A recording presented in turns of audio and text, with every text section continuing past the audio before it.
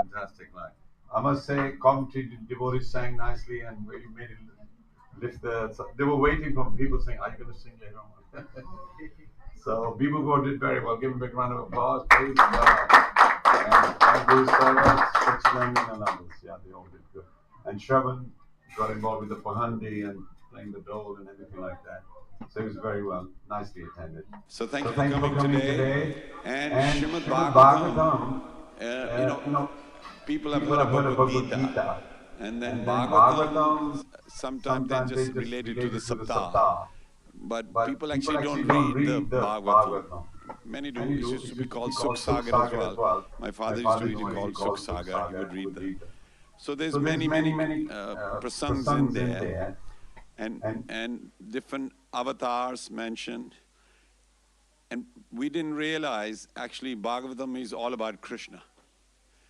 It's all about Krishna being the highest.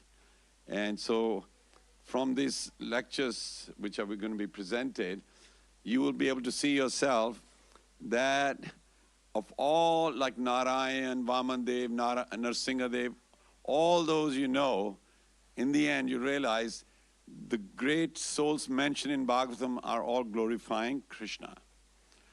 So we are born in a Hindu family, so we are familiar with many avatars. And we always thought, okay, maybe the Krishna followers say he's the highest. But Bhagavatam is saying it definitely. Krishnastu Bhagavan Swayam. Swayam is, you are the Supreme Lord. So, and it doesn't mean that we ignore the avatars. Yeah, you got to recognize the Lord comes at different times. And, you know, whenever, yada yada hi dharmasya, whenever this time, and, you know, he comes. Now, Srila Prabhupada went to America, and he took with him, I think, 2 or 3 volumes of Bhagavatam, the early first canto, and that's all he had in the trunk. That was his treasure. Later on, he wrote the Bhagavad Gita. And Bhagavad Gita has become so popular and made so many devotees. And this Bhagavatam, Srila Prabhupada had already written the introduction we were reading the other day. And I remember reading Bhagavatam introduction. It was all about Chaitanya Mahaprabhu. So when I read it, I was thinking, and that time I didn't know much about Chaitanya Mahaprabhu. So when I read it all, I was just thinking, why about Chaitanya Mahaprabhu? This is about Krishna. But is Krishna coming as Chaitanya Mahaprabhu in the mood of Radharani? Because Radharani is like a mother. She's kind to all. Krishna is like the father. He sees who's right, who's wrong. But mother doesn't say right or wrong. Says, "Ye hamara hai." Yeah. Mother always is, merciful. Oh, forget whatever it is. Yeah. Forgive him. And so Chaitanya Mahaprabhu has come to save us. And 500 years ago, he demonstrated, he used to hear the Bhagavatam regularly. Gadadhar Pandit, who's connected with him, he used to read the Bhagavatam. And they would glorify Prahlad Maharaj, 5-year-old boy, Prahlad Maharaj. Dhruv Maharaj, 5-year-old boy. They would glorify those pastimes. Even Yudhishthira used to like Prahlad Maharaj, 5-year-old boy. He was so determined to chant the holy name of the Lord and remember the Lord. And even Parikshit Maharaj, who's the listener of Bhagavatam, Shukdev is speaking the Bhagavatam. Parikshit Maharaj, he had 7 days left to live. That's it, guaranteed that he was going to, Takshat would come, bite him, and he will leave. So he said, what should I do in these few days? But we'll hear about that later on. Even he's mentioned when he's 5-year-old boy, he used to play with Krishna deities and dolls and all that. In the second canto, it describes like that. So I've read it a few times, but recently I've just realized, oh my God, right from the beginning, all the stories which are there, they all glorifying Krishna. Kunti is glorifying Krishna. Bhishma is glorifying Krishna. Vidura is glorifying Krishna, right in the beginning. So you think it's the 10th canto where Krishna is described, Dasma Skanda, wahan pe karte hain. Right from the beginning, Krishna is being glorified by Kunti, and Bhishma. He was going to die, but he wanted Krishna to come at the last moment, so he's looking at Krishna and then leaves the planet. So we should learn how important is Bhagavatam. Otherwise, you'll think it's another Purana or Granth like that. If you understand the Bhagavatam, when we leave, all you got to do is do what Parikshit Maharaj did, focus on Krishna. Because you would have actually established in your heart, I want to know Krishna. And then Chaitanya Mahaprabhu added another little element, Radha Rani as well. So in Chaitanya Charitamrita, it's Radha Krishna, not just Krishna on his own. So we're hoping to get an idea, overall idea. If they have questions, they save it till the end? Okay. So if you have any questions, write down. So if you have any notepads, yeah, and then write them down on the side. You can always ask questions. And today, it's nearly 5:45 because of the Rath yatra. We got delayed a little bit. And we're not doing any kirtans. And then even the arti will be behind the curtains because we want to put 2 hours in. Is everybody okay with that? But today, because to glorify Krishna is also kirti. Kirtan is not just always with symbols and all that. To glorify the Lord. So Bhagavatam is glorifying Krishna. So slightly different Sunday. So then Monday to Saturday, it's going to be 7 o'clock till 9 o'clock. And there'll be prasadam as well. Simple prasadam. Be sadhus for 7 days, yeah. And but Rutuj is excited. On Tuesday is pasta, isn't it? Is it Wednesday? Sorry, he's already memorized the... He likes pasta. So it's Krishna's pastimes. So there's devotees, they're excited by the whole thing. And whenever you're ready, I'm going to pass the mic to you. You can say if you want. This Okay. First day. Okay, you can tell them all, and they'll make notes and all that. If you have questions, you do that. Now, the good news is there's no exam at the end of the 7th day. Okay, but... Huh? Bhakti Vedanta together with no exam. Yeah, but we'll give you a certificate that you've had 7 days of hearing. That's all. You haven't done anything. You just heard. We'll give you a certificate. Now, ISKCON GBC is proposing that everybody does Bhakti Shastri. Bhakti Shastri is you read different books, and then you can get initiated. So this is very important that you appreciate what Bhagavatam has got. And these exams are very nice. They really are. You actually realize how much you know. You can say, I believe in God, but that's one statement. But to really know details, and then it changes your heart as well. When you know the pastimes of Krishna really nicely, it changes your heart. Because you don't have to go through difficulties. The Lord has already done pastimes. So whenever you're in difficulties, you just remember how the Pandavas coped with it, how Kunti Mata coped with it, and then you realize, you remember how they did it. You don't have to do anything. Because you've memorized the event, it gives you strength to face the challenges. All right, he's in place. Can we have the other mic? This one is small holder. Where's Guru Prem gone? Oh, no, Prem Prakash, sorry. Huh? Do you know how to connect a mic to the... I think at the back there. In the meantime, if you want to address them by holding in the hand, we'll try to get it. I just want to hear some Kartal.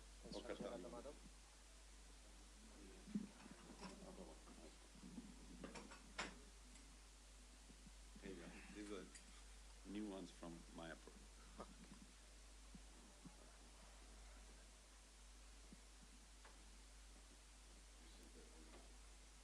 I'm getting somebody who can put it here. No, it's a small one. It just break. Oh, okay. Yeah, he'll let him do seva. Okay.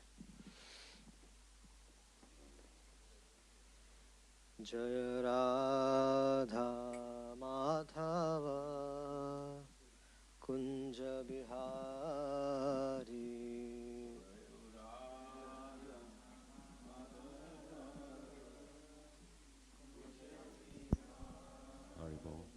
Jaya Radha Madhava Kunja Bihari. Everybody.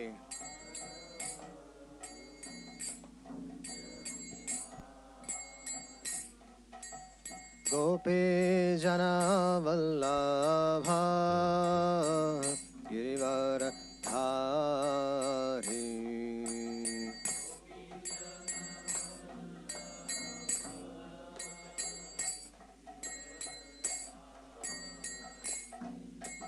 Gopi Jana Vallabha Girivara Dhari.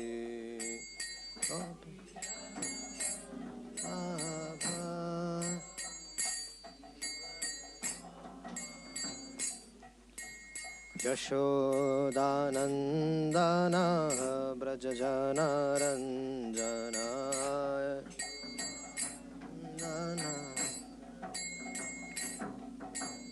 Yashodanandana Brajajana Ranjana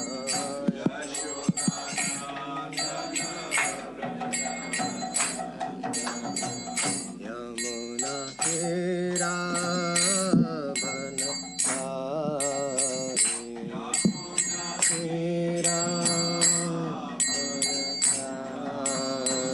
Yamuna Tira Banachari.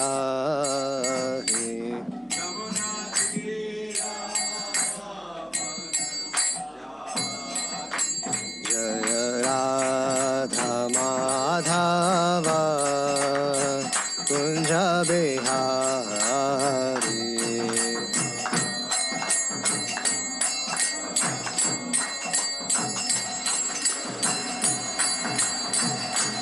Jaya Radha Madhava Kunja Bihari.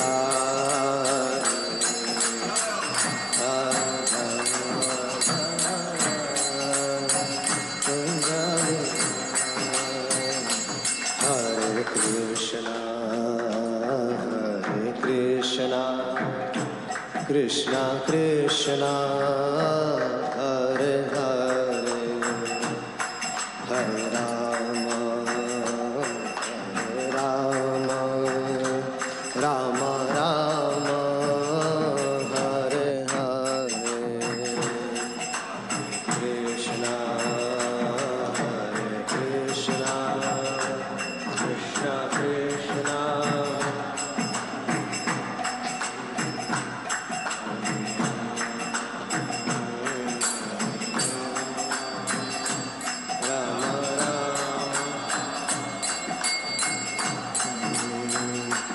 Hare Krishna, Hare Krishna, Krishna Krishna, Hare Hare, Hare Rama, Hare Rama, Rama Rama, Hare Hare, Hare Krishna, Hare Krishna.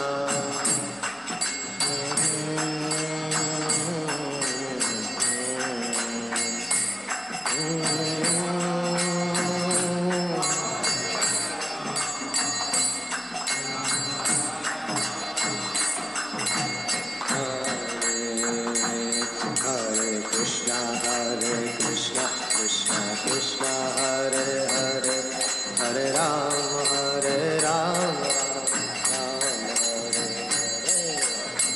Hare, Krishna Krishna, Hare Hare, Hare Rama, Hare Krishna, Krishna Krishna, Hare Hare, Hare Rama, Rama Hare Hare.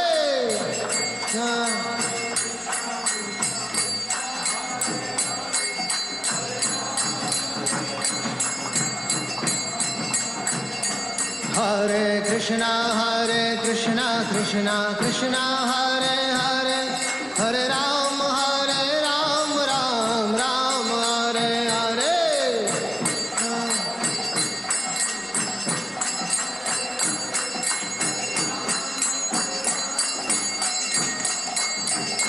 Hare Krishna, Krishna Krishna, Hare Hare, Hare Rama, Rama Hare Hare.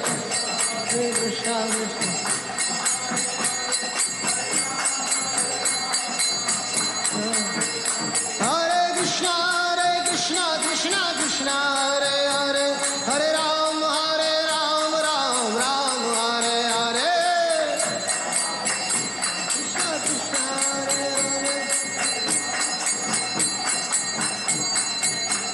Hare Hare Krishna Krishna Krishna Hare Hare Hare Ram Ram Ram Hare Hare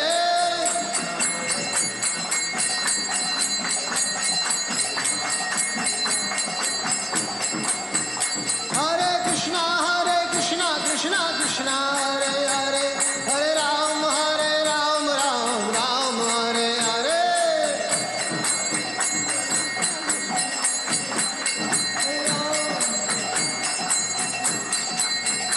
Jaya Krishna Balaram Jaya Krishna Balaram Jaya Krishna Balaram Jaya Krishna Balaram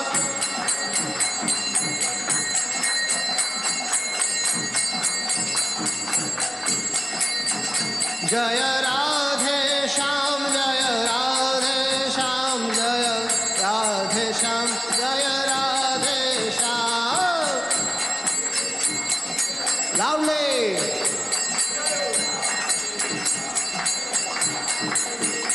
Jaya Vrindavana Dham Jaya Vrindavana Dham Jaya Vrindavana Dham Jaya Vrindavana Dham Jaya Vrindavana Dham Jaya Vrindavana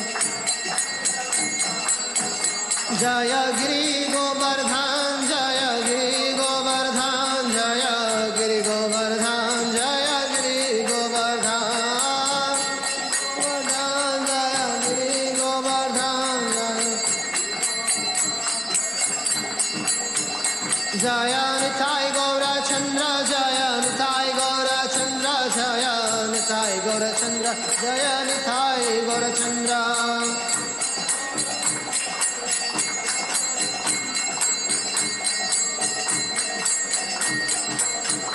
Jaya Jaya Prabhupada Prabhupada Prabhupada Jaya Jaya Prabhupada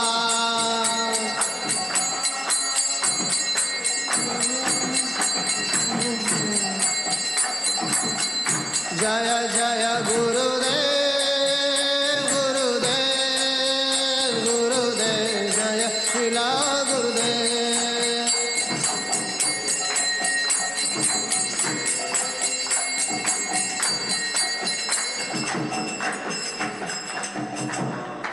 ग्रंथराज Shrimad Bhagavatam की समवेत गौर भक्त वृंद की ओम नमो भगवते वासुदेवाय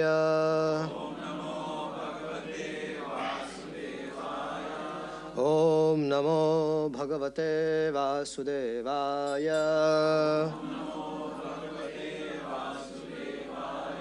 ओम नमो भगवते वासुदेवाय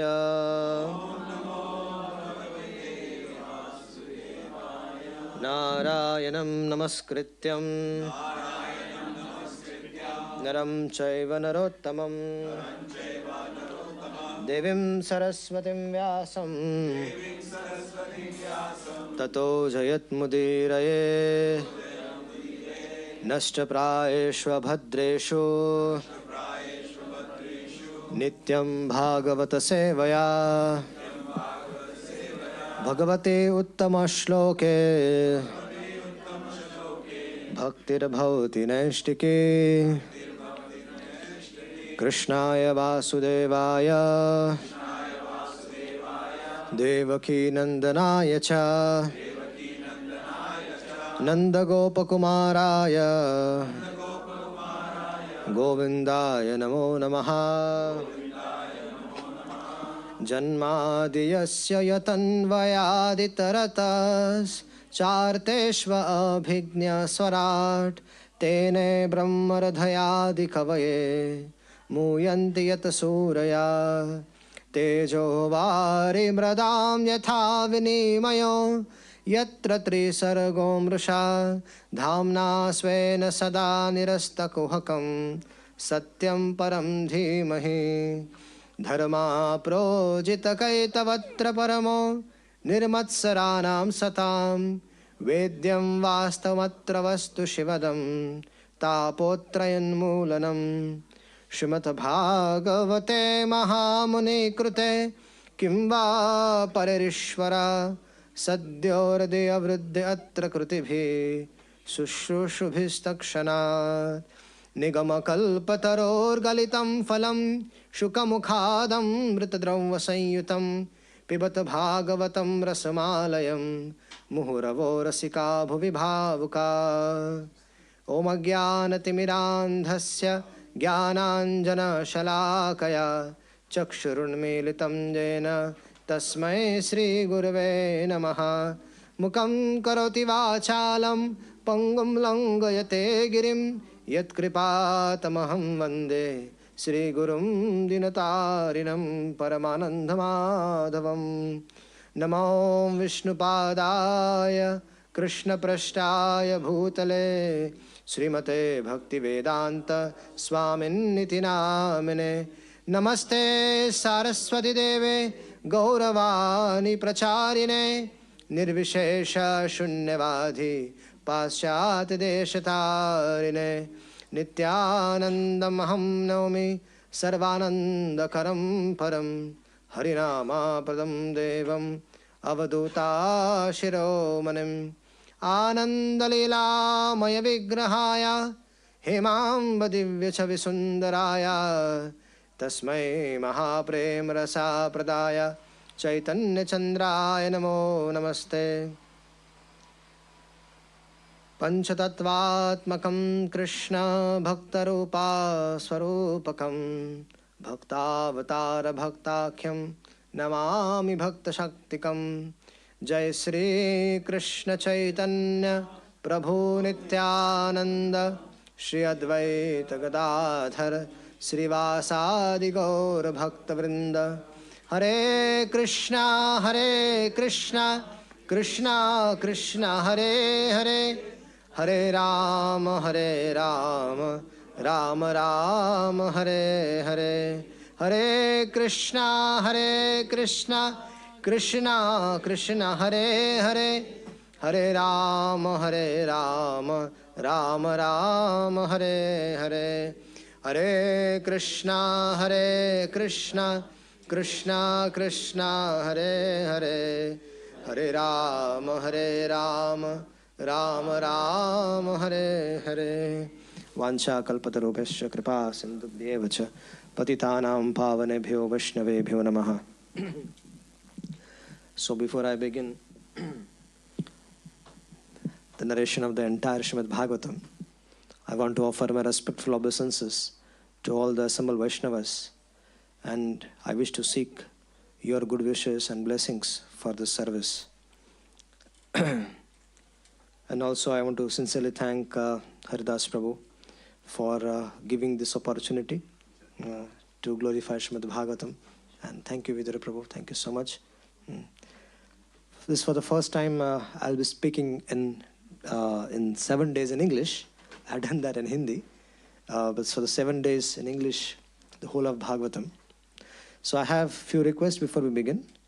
I don't want any phones to be ranged in the class. You can mute them all. Because if you want to move, if you have plans to not sit in the entire class, prefer getting up from sitting somewhere there so that it's easy for you, because it is going to distract me. I'm very sorry, but yeah, because we are going to discuss about so many subject matters. Today I need to cover 53 subject matters, 53 topics. 53 chapters. You need to understand, I need cooperation from your side. So all the phones, please, if you can put on silent mode. Can you open that door? So if somebody wants to go on the male side, they just go through there rather than in front of them. Yeah. Could I also just throw the sitting here, it's 2 hours, so we have cushions, if you're more comfortable with the cushion. Somebody can close that door also. There's noise coming from there.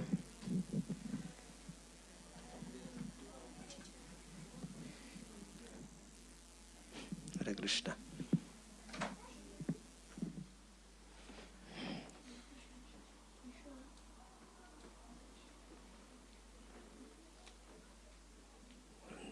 Srimad Bhagavatam ki jai.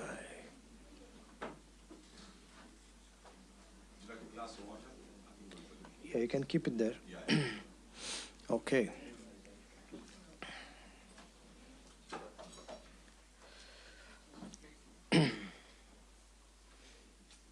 And I'll request no chanting while class is going on. It's an offense to the holy name and offense to the Bhagavatam.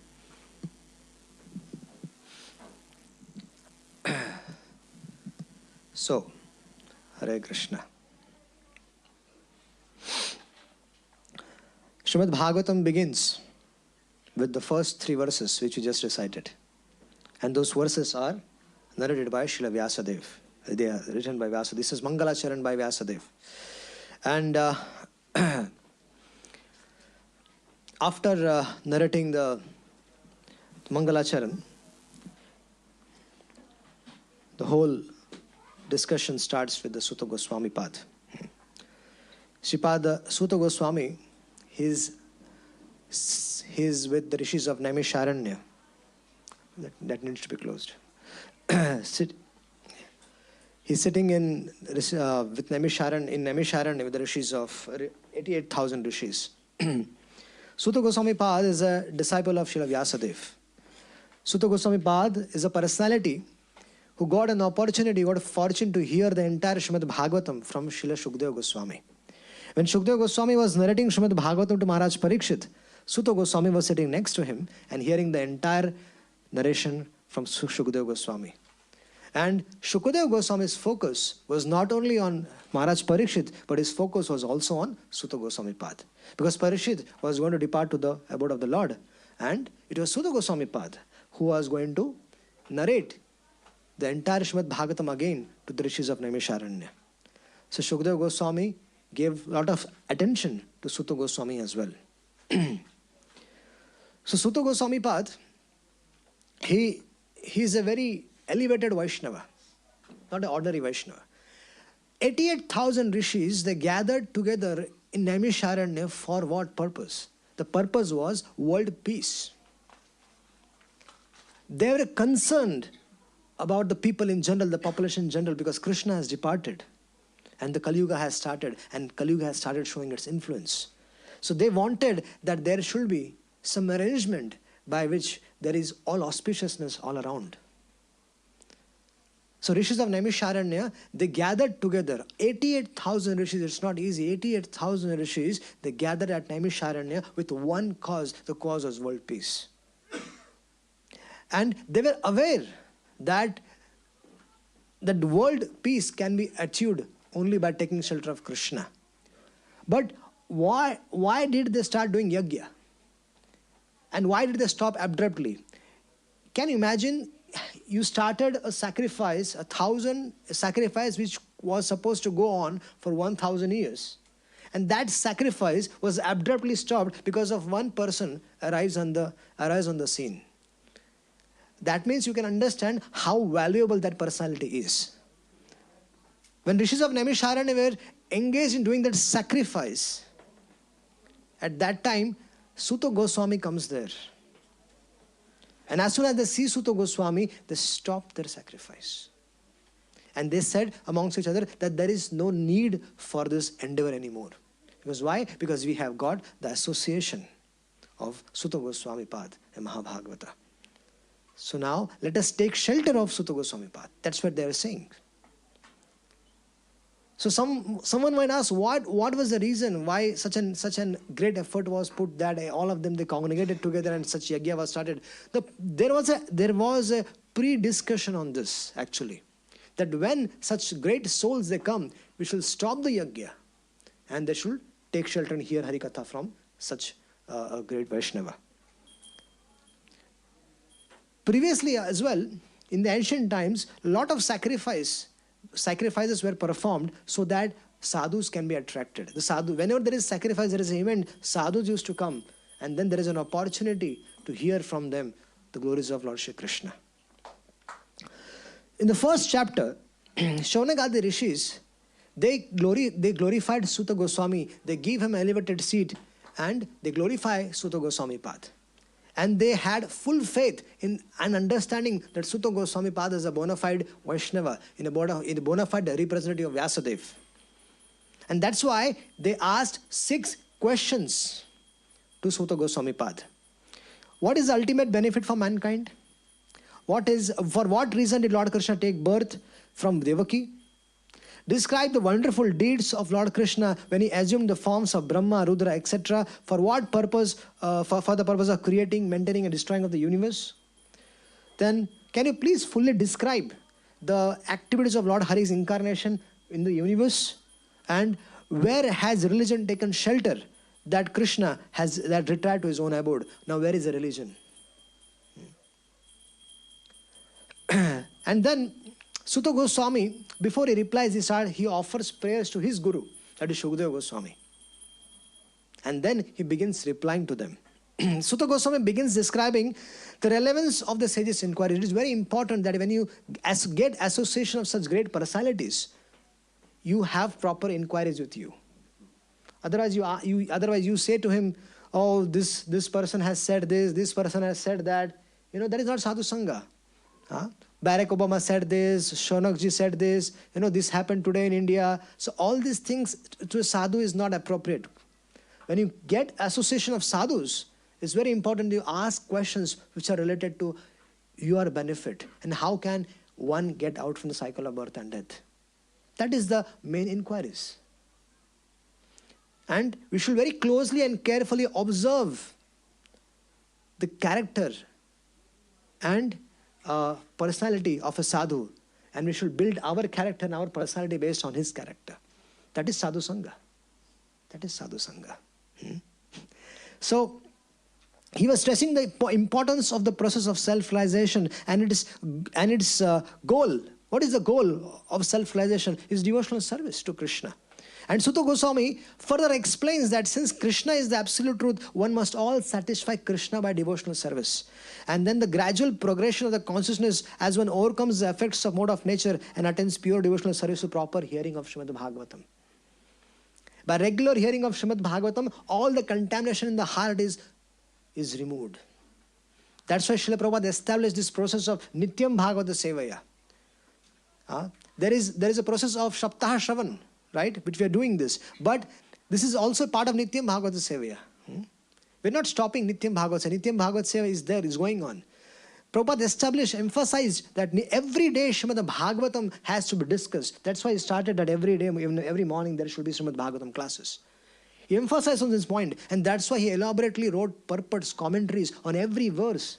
Imagine a situation where this personality was traveling across the globe, and then he had no time. So during the night, he used to get up early in the morning and he used to write commentaries on Bhagavatam. For what purpose? So that in the future, the Hare Krishna devotees will take advantage of these writings and discuss and churn the subject matter. Unfortunately, Hare Krishna devotees have no time for Bhagavatam. I'm sorry. But we have no time for Bhagavatam. Bhagavatam is food for soul. Just like we need food for nourishment of the body. We might be healthy or we might be sick. In both the circumstances, we need food. But the food for soul is Srimad Bhagavatam. It's Krishna's name, Krishna's fame, Krishna's pastimes. This is all in Srimad Bhagavatam. So Sutta Goswami Pada explains that Lord Krishna's position is beyond the modes of material nature, and therefore instructs that those serious about liberation worship him only. For the goal of our life is attaining the lotus feet of the Supreme Lord Shri Krishna. And this chapter ends with a description of how the Lord, through his transcendental, how the Lord, Supreme Lord, is transcendental to the material world, and how he first creates the material universe, material world, and how he maintains it. Then, in the third chapter of Srimad Bhagavatam, there are Krishna is the source of all the incarnations. He describes one after another Narada, Vyasa, and so many different incarnations are mentioned by Sutta Goswami Pada. And after describing all the various incarnations, he comes to a point where he says, Ete chancha kalapumsam Krishnastu Bhagavan Swayam. He's saying that all the incarnations which I have listed right now, they're all Ete chancha. They are Krishna's Ansha or Anshas of Ansha. of Lord Shri Krishna. Ete chansa kala pumsam Krishnastu Bhagavan Swayam. Who is the supreme? The Krishna is the supreme personality of Godhead. This is not just confirmed in Bhagavatam, but this is also confirmed elsewhere also in Brahma Samhita Ishvara Parama Krishna Satchitananda Vigraha Anadir Adir Govinda Sarva Karanam Karanam. Lord Shiva says that, Brahmaji says that, all the Vedas says, all the Shastras says, in Bhagavad Gita Lord says also. Vedeja sarvera ahameva vedyam. From the Vedas I am to be known. I am the personality to be known from the Vedas. But it's our misfortune, that we don't, our human life is wasted and we don't make our efforts in taking shelter of Lord Shri Krishna.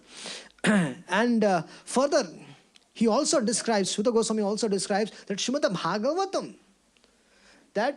Bhagavatam has appeared in this world. When Lord Krishna departed for his own abode, what happened? Krishna comes in this world for a purpose. What is his purpose? Krishna has a mission to perform. When Krishna comes in this world, his mission is to attract all the conditioned souls towards him. Right? And that's his mission. So he comes here, performs pastimes, and people, devotees, they see his pastimes, they get attracted, they fell in love with him. And they go back. So one might say, how is his mission going on now? His mission is going on now. Krishna swadhama pagade dharma jnana dibisaha kalau nashtam rashadesha puranarko adanoditaha. Lord Sri Krishna has, this is Bhagavatam. One might say, what am I lifting? This is Bhagavatam. This is my traveling deity. I travel with it all over the world. And so this is, Srimad Bhagavatam has appeared. Srimad Bhagavatam and Krishna, they are not different from each other. Just like Krishna takes various incarnations, right? Which are the incarnations? Kurma, Varaha, Matsya, Ramachandra, Parshurama. So many incarnations he takes. Similarly,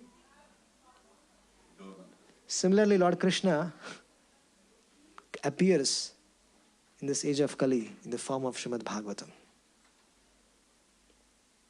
And how does the mission of the Lord continues? The devotees of the Lord, they glorify Krishna's name, fame, pastimes from the Bhagavatam. They broadcast the glory. Srila Prabhupada broadcasted the glories of Lord Krishna, his name, his fame, his pastime from Srimad Bhagavatam. And Lord Krishna's glories are so powerful. भगवान की कीर्ति में, भगवान के यश में इतना शक्ति है, इतना सामर्थ्य है.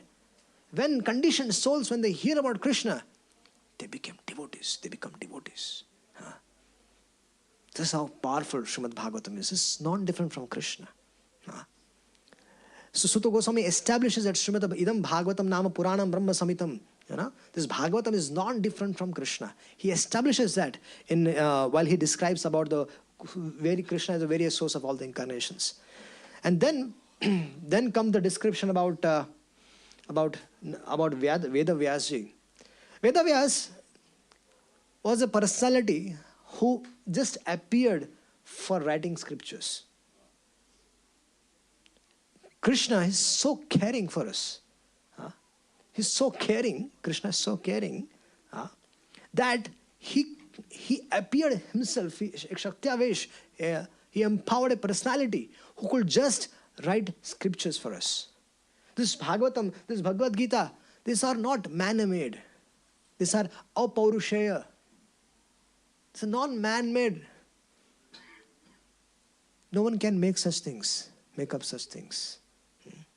This is apaurushaya, transcendental.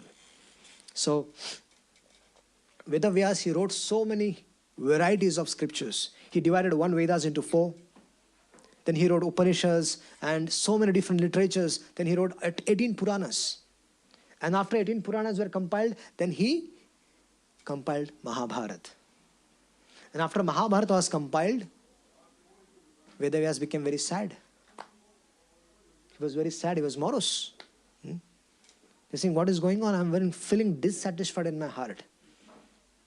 What is my problem? And that time Narada Muni comes there. And Narada Muni says to him that you did a great job by writing a great literature called as Mahabharata. You all can come in the front. There is a lot of space here. Please come in the front here. There is a lot of space. There is no need to make khichadi there. please come here. Come ahead. Some of you come.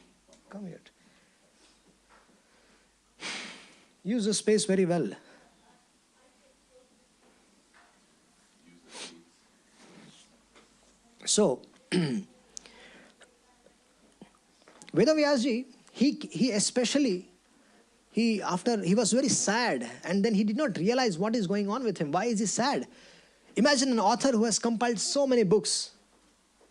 There are authors who write so many books on encouraging people, you can win, you can become millionaire, this and that. But they themselves are losers in their life. Because they are addicted to drugs, meat eating, intoxication, drinking. That's their life. And they address other people that who can win. Huh? But here is a personality who is genuinely concerned about welfare of the people, and he has written so many books, so many literatures. If we say any scriptures which is written, it is written by Vedavyas. Any Puranas, Vedavyas. Upanishads, Vedavyas. Vedas, Vedavyas. Mahabharat, Vedavyas. Scriptures means Vedavyas. And when Vyasadeva was sad at that time, Narada Muni came there to help him. We as sincere devotees, if while sincerely practicing, we are sincerely trying to practice Krishna consciousness, but if there is a time in our life that we are sad, we are affected by something, then Krishna sends help in the form of devotees. So Narada Muni came there, and as soon as Narada Muni came there, Vedavyas stood up, offered respects, paid obeisances, worshipped him, and inquired from him, my dear Naradji, please guide me. Why am I despondent? Why am I sad? Why am I morose? I have written so many literatures, but I am still sad. So Naradji is saying that, my dear Vedavyas, thank you so much for writing Mahabharata. But still, you did not compile that literature which exclusively talks about pure devotional service. You have written so many literatures for so many classes of men. Fine, but you have not written a literature which will relish devotees of the Lord. So please write that literature. Please write Srimad Bhagavatam. And Narada Muni gave him Chaturshloki Bhagavat. And Vedavyas was able to meditate on that. And then he was able to write Srimad Bhagavatam. So, Narada Muni, to help Vedavyas realize what happens of the glories of the association of devotees, he narrated his own life, previous life. How did he become Narada Muni? Narada Muni in his previous life was a Dasi Putra. He was a son of a maid servant. And his mother used to serve in a Brahmana's family. And this Brahmana's family, during the Chaturmasya time, often the great sadhus used to come and reside there. So 4 great personalities, four sadhus, Bhaktivedantas, they happened to come and spend time there in the Brahmana's house, in whose house Narada Muni's mother was serving them. So Narada Muni got an opportunity to associate with these great personalities, hear from them. Imagine a very little boy, around 3, 4, 5 years old, that the age of when he has to go and play around, if he is very sincerely sitting in a Bhagavatam class and listening, it gives a lot of encouragement. And these Bhaktivedantas are very happy, they're very pleased to see that such a young boy was listening very carefully, asking questions, inquiring, and then they also gave him their own remnants. When we get the remnants of a sadhu, that purifies our whole existence. Sadhus, Charnamrita, sadhus, Uchishta are very, very powerful. And this little boy, he got initiated from this sadhus. And then when they left, Narada Muni's mother, when the sadhus left, Narada Muni spent time with his mother, but his mother left the body. And then Narada Muni decided he's all alone now, and he decided that to walk towards the north, towards Badrika Ashram. And while on his way, he came across a place. He was tired. He was walking. He was walking across so many cities, factories, so many factories and so many big palaces and big villages, cities passed by, and he finally reached a place where under a banyan tree he sat very peacefully, and he meditated on the Supreme Lord's form, which was narrated to him by the Bhakti Vedantas. And he was thinking of the Lord, and the Lord's form appeared in his heart. The sadhus described to him how the Lord is. So Narada Muni, he meditated on the transcendental form of the Lord, and as soon as he was meditating on that form, the Lord appeared in his heart. The Lord gave him darshan. And then he disappeared. And as soon as he disappeared, this little boy, if you give something to him and just take it away, how will he be? He'll become bewildered. I want it, he'll cry for it. So this little boy got darshan of the Lord, and immediately it disappeared. So the little boy was crying and crying and crying. And then the Lord again spoke to him. The Lord said to him that, my dear Narada, my little boy, in this lifetime, you won't be able to see my darshan again. So, giving up all the formalities of the material world, oh little boy, go and preach my glories all around the globe. What did he say? How to preach? The Lord said, giving up all the formalities of the material world. Go and preach my glories. We have so many formalities. The Lord is instructing Narada Muni this way. We should fearlessly and boldly spread the glories of the Lord. And what happened? Narada Muni followed that, and this little boy followed that, and when he gave up his body, he became Narada Muni. He got a body of a Narada Muni. So that is a discussion between Veda Vyasa and Narada Muni. And then further comes the Shaunagadi Rishis. They inquire about what happened with Parikshit Maharaj. They wanted to know in detail about Parikshit, because Suta Goswami has associated with Parikshit Maharaj. Suta Goswami has sat in that assembly where Shukdev Goswami spoke to Maharaj Parikshit. But Suta Goswami, while describing that, he changes the subject matter. He starts speaking about the son of Drona, Ashwathama, the son of Drona. He sent 5 Brahmastras to kill the Pandavas. And somehow the Pandavas were in a helpless situation, and they took shelter of Krishna, and Krishna with the Sudarshan Chakra, he protected all the 5 Brahmanas, all the 5 Pandavas. All the Pandavas, they were protected by Lord Krishna. 5 Brahmastras were nullified by Sudarshan Chakra.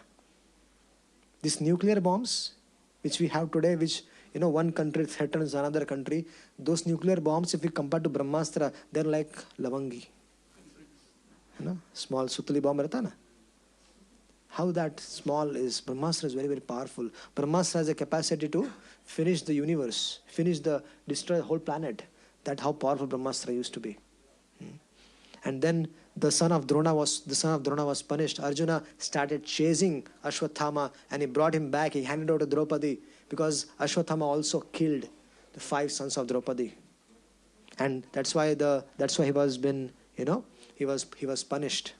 And because of that punishment only, he was upset, and he sent these 5 Brahmastras. And the one Brahmastra was directed towards Parikshit Maharaj, who was in the womb of his mother. So Lord Krishna, after the war was over, and now he knew that Yudhishthira Maharaj is going to be the king, right? Yudhishthira Maharaj was going to take up the kingdom. It was very natural that Yudhishthira Maharaj was going to be the king, because the whole war was fought for one purpose, that Yudhishthira Maharaj to be enthroned as the king. Now, Lord Krishna was planning to depart for Dwarka. And that time, Kunti Maharani came there, and she started to glorify Lord Krishna. And while Kunti Maharani was offering praise to Lord Krishna, at that time, Uttara comes running. Uttara is the mother of Parikshit Maharaj. She comes running there. Abhimanyu has already died. So Uttara comes running towards Lord Krishna. Krishna, Krishna, Mahabhava, Mahayogin, Jagadishwara, please save me. If you want to kill me, let me be killed. But please save my child. Look at the consciousness of a mother. She is willing to sacrifice herself and want to save the baby. These days the world is difficult. These days people want to kill the baby, and they want to save themselves. What a world. Huh? What a degradation of consciousness. So, and Lord Krishna seeing the situation with Uttara, seeing the situation with Parikshit Maharaj, Lord Krishna personally entered the womb of his Parikshit's mother, and he gave darshan to Parikshit Maharaj, and he started circumambulating Parikshit Maharaj in the womb itself. And Parikshit Maharaj, this little boy, was seeing that a thumb high Lord, Lord was only thumb high in the womb, and he saw Shankha Chakra, Gada Padma, and Lord was holding Sudarshan Chakra and was, circulating this club, and he was revolving around Parikshit Maharaj to protect Parikshit Maharaj. Some of the commentators ask that Lord Krishna, while protecting the Pandavas, he just used one Sudarshan Chakra, that was sufficient. So why is he so possessive for Parikshit? Because Parikshit Maharaj was very, very dear to Lord Shri Krishna. And he just wanted to make sure that if Sudarshan fails, club is there. But he wanted to protect his devotee. That is Bhakta Vatsalya. So, Lord Krishna protected Parikshit Maharaj. And after protecting Parikshit Maharaj, Yudhishthira Maharaj was relieved. But Yudhishthira Maharaj had another problem with him. Yudhishthira Maharaj was so much convinced that he did not want to accept the kingdom. He said, I am not going to accept the kingdom. And then what happened? Dhaumya Rishi, he started to explain to Yudhishthira Maharaj, look, it is not proper, this and that. So many things were explained. Veda Vyasa started to explain. So many other rishis started to explain to Yudhishthira Maharaj, you should accept the kingdom. Whatever you did was dharma. You did not do adharma. You are dharma. You are Dharmaraj. Everybody, whole world worships you as Dharmaraj. You did no wrong. And then Lord Krishna, who is called as Adbhut Karmana. Krishna is called as Adbhut Karmana. He started to try to convince Yudhishthira Maharaj. And when he was trying to convince Yudhishthira Maharaj, if Krishna is trying to convince somebody, it is obvious that he will get convinced. When Arjuna, when he was on the battlefield of Kurukshetra, he wanted to see who have come to fight with me. So he requested Krishna, my dear Krishna, can you please take my chariot in the middle of the battlefield, in the middle of both the armies? He said, why not? Let's go. Let's have some fun. So Krishna takes the chariot in the middle, and then Krishna shoots up and said, Arjuna, look, this is Bhishma Dev. This is Dronacharya, this is your uncle, this is your, chacha, this is your bhatija, this is your this and that, this is your mama, everything. So Arjuna saw the whole family was there. And Arjuna was thinking, my God, I have spent my whole life with them, and now so that I could become a king or I should get a kingdom, I want to kill all of them. What a ruthless person I am. And he said that, Krishna, I don't want to fight. My Gandiva is going from my hand. I cannot fight. My throat is getting dried up, Krishna. And Krishna says, oh. And he said, I want to take sannyas. Arjuna said to Krishna, I want to take sannyas. Very difficult, no?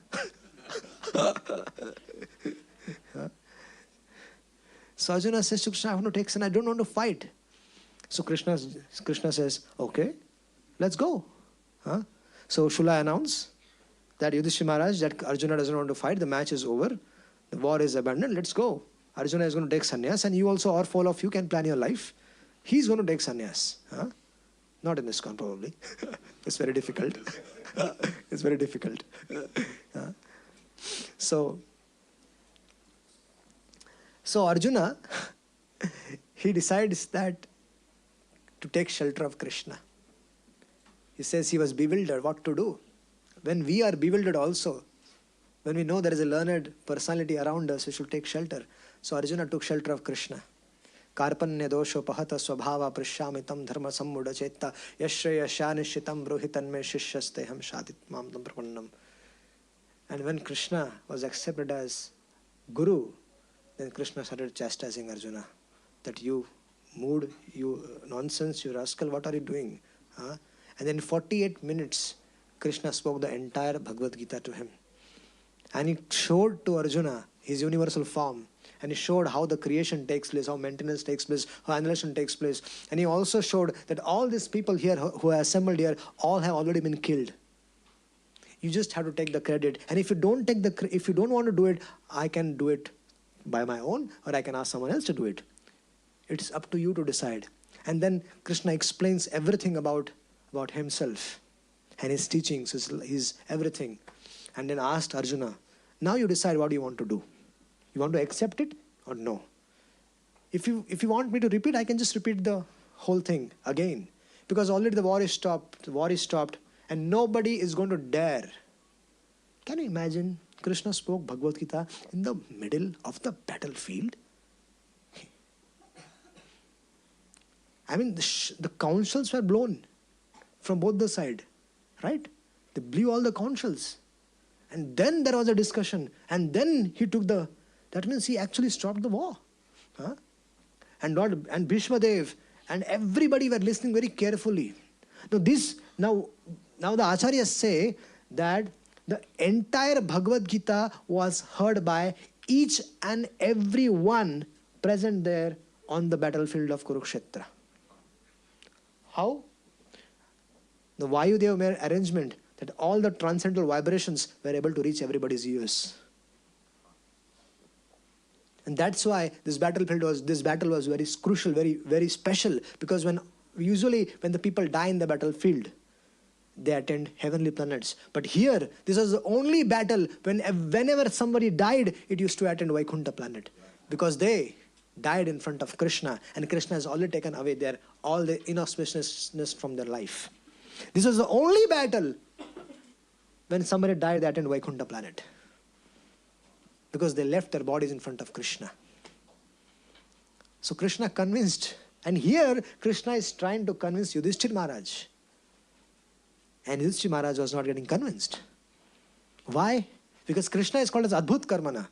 Krishna from outside, he was trying to explain to Yudhishthira Maharaj that he should accept the kingdom, but from Krishna as Paramatma, and within his Yudhishthira Maharaj's heart, he was not allowing Yudhishthira Maharaj to accept what Vedavyas, what himself and Dharmarishi and others were trying to explain to him. What was the reason? The reason was that Yudhishthira Maharaj wanted to establish Pitamaha Bhishma's glories. Pitamaha Bhishma, who fought he lived for 400 years. He has always been on the side of Dharma. He fought so many battles. Now he is about to give up his life. And Lord Krishna wanted to glorify Pitamaha Bhishma. And Krishna said to Yudhishthira Maharaj, is it okay with you if we all can go to Pitamaha Bhishma, and Pitamaha Bhishma can explain you the truth? And Yudhishthira Maharaj immediately agreed.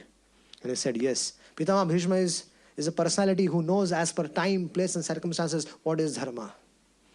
And so everybody goes there, and Pitamaha Bhishma starts speaking to Yudhishthira Maharaj.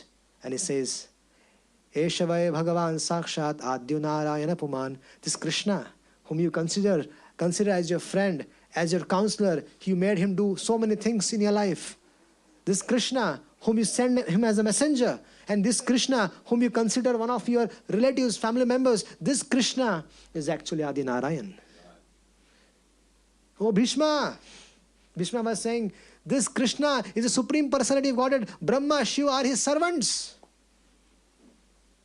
There are 12 authorities who know about glories of Lord Krishna, and they all say that he is the Supreme Personality of Godhead.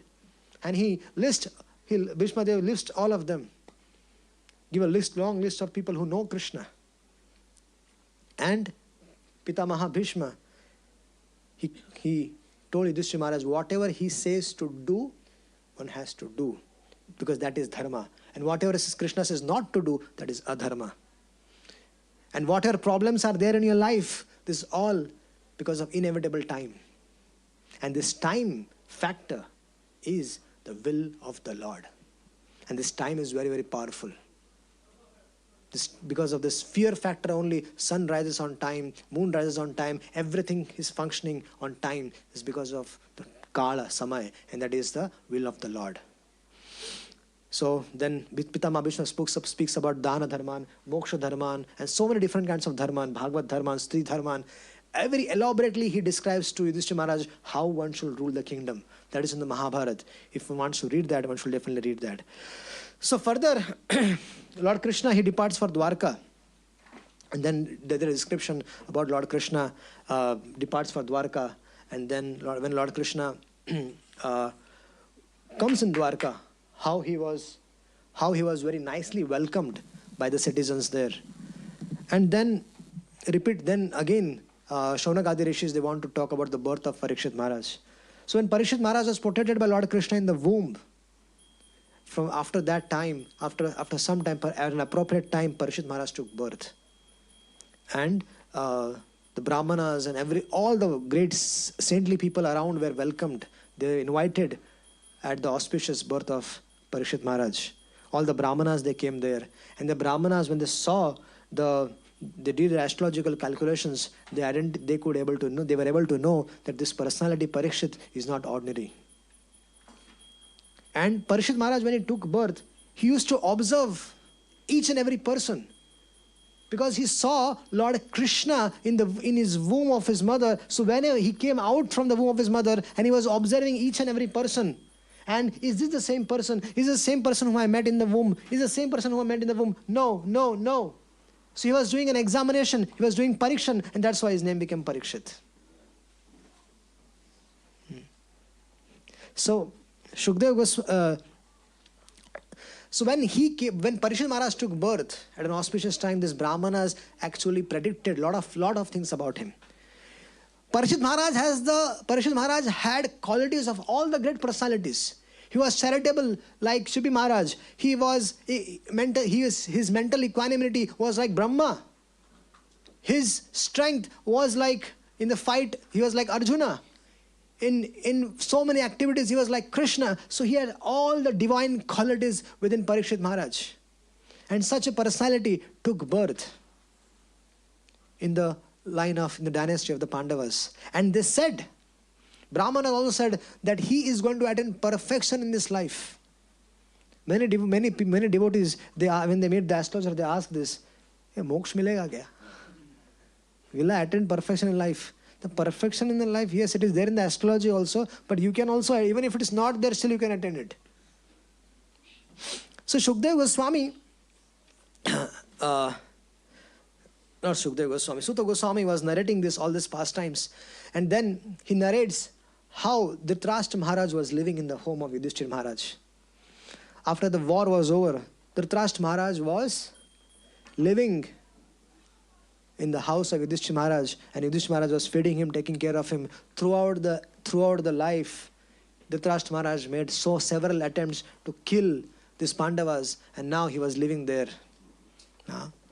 So Vidura, he came there, and Vidura chastised Dhritarashtra Maharaj. And this time, Vidura's instruction did not fall on the deaf ears of Dhritarashtra, because there was no Asat Sangha here. All the Asat Sangha has gone. Duryodhana has gone. Shakuni has gone. Karna has gone. And now when Vidura spoke, his words were so powerful that it pierced the hard-hearted Dhritarashtra's heart and melted. And he was convinced that he has to go and take shelter of the Supreme Lord. And he should go to the forest. So earlier what used to happen, whenever Vidura used to instruct Dhritarashtra Maharaj, there was a re-brainwashing done by Duryodhana, Shakuni and others. But now they are gone. And Dhritarashtra Maharaj was very peacefully, he was able to contemplate on what Vidurji was saying.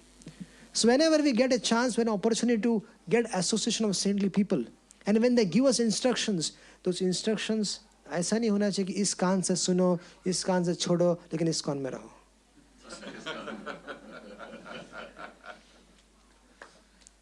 Many times, we go to the classes, we sit in the classes, and what happens? We hear the class of 1 year, goes out from another year. There is no contemplation in our life. We don't have time for contemplating. We are so busy in our life that we don't know what are we doing. Huh? We don't spend time on contemplating on things, on our problems, on what can be done. We don't have time. We're so busy with our WhatsApps, Facebooks, Instagrams, and poses, and so many things in our life, that we have lost that sense of contemplation. Because of that, our life, we are puzzled, we are confused. That's why Bhaktivinoda Thakur in his daily schedule, 1 hour, 7:30 to 8:30, he kept on contemplation, especially contemplating on all the problems and the possible solutions. There are so many problems which we can come to solution on our own. Just take down the paper, write down all the problems of your life, write down all the problems of your life, and then try to make, what are the possible solutions which can be derived from that, what we can come to. Then all the breakdowns, all the possible breakdowns, what can go wrong, what can go wrong, what can go wrong, all the breakdowns you should mention, list them down. If you can work on this on your own, there's so much positivity will come in your life. But unfortunately, we are so puzzled and confused, and we don't have time for contemplation. Every day, spend some time contemplating. And if you heard some instructions, if you received some instruction for sadhus, then contemplate on those instructions. How can I transform my life? How can I bring those instructions in my life? How can I apply it in my life? What I need to do so that I can come to that platform which my Guru Maharaj is expecting me to come. So that contemplation has to be done. We have no time, unfortunately, for this. We're busy with our so-called material world. So, when Dhritarashtra Maharaj quit home,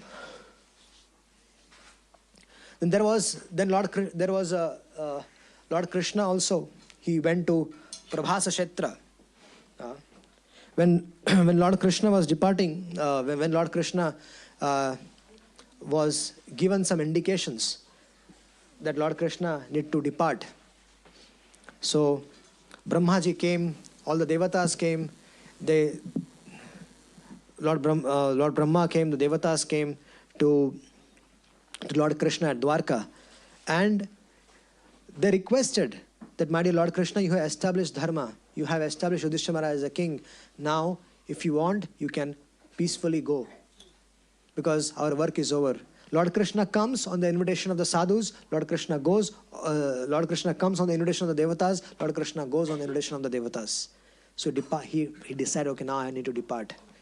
So he invited all the ministers and all the people in the Sudharma Sabha in Dwarka, and he had a discussion, and Lord Krishna told that our Yadav dynasty has been cursed. So all of us, we now need to plan to go to Prabhasa Kshetra and try to do some charity and try to save ourselves. And that indication was understood by Uddhava. So Uddhava came and he met Lord Krishna in Dwarka itself. But Lord Krishna, he actually departed from the planet in Prabhasa Kshetra. So Lord Krishna instructed Uddhava that you go to Badrika Ashram, and he himself went to Prabhasa Kshetra with all the Yadavas. Very few of them were left in Dwarka. And when Lord Krishna, when he was on the sitting on the banyan tree, was about to depart, at that time suddenly Uddhavji came back, because Uddhavji was in separation and Uddhavji wanted to have last darshan of Krishna. So Uddhavji was asked to go to Badrika Ashram, but then he came back from there and he came to a place where Lord Krishna was sitting under a banyan tree, and there was also Maitreya Rishi who also came there, and Lord Krishna spoke the entire Bhagavatam to them. In Dwarka with Uddhavji, the whole Uddhav Gita was spoken, the 11th canto was spoken. And at Maitreya Rishi, when Maitreya Rishi's presence, the whole of Srimad Bhagavatam was spoken to them. So then, after Lord Krishna departed, Yudhishthira Maharaj was not aware that Lord Krishna has departed. So Yudhishthira Maharaj sent Arjuna to Dwarka to find out what's happening, because there was no information about Krishna. So when Arjuna, he came back. All the inauspicious symptoms of Kali-yuga, Yudhishthira Maharaj already saw. And before Arjuna came, Yudhishthira Maharaj actually told Bhimsen that I think Lord Krishna, the soul of our life, has departed. Lord Krishna has gone. And when this discussion was in process, at that time Arjuna comes there, he was very sad, very morose, and he informed that Lord Krishna, who performed his earthly pastimes and we were fortunate to associate with him, has departed. All our strength was because of Lord Krishna. And he has departed. When Prabhupada was there, he took over the planet actually. He took over the whole earth. And his disciples, they could actually feel, that what was happening was all miracles were happening. They were able to conquer so many, establish so many temples, make so many devotees all around. And all over the planet, in all the newspapers across the world, it was only Srila Prabhupada's Lilamrit been spoken. That was the presence of a devotee. So imagine when Lord Krishna was himself on the planet, what could have happened? There was auspiciousness all around. And Lord Krishna departed. Kali-yuga actually started, but he could not show its influence because Lord Krishna was there on the planet. And as soon as Lord Krishna departed, all the inauspicious symptoms were visible. And Yudhishthira Maharaj decided that we don't want to stay now. They don't want to stay because they saw a time when Lord Krishna was there. And they decided to retire. So there was then when the Pandavas they went to the north, Gandhari and Subhadra, Draupadi and others, they also departed.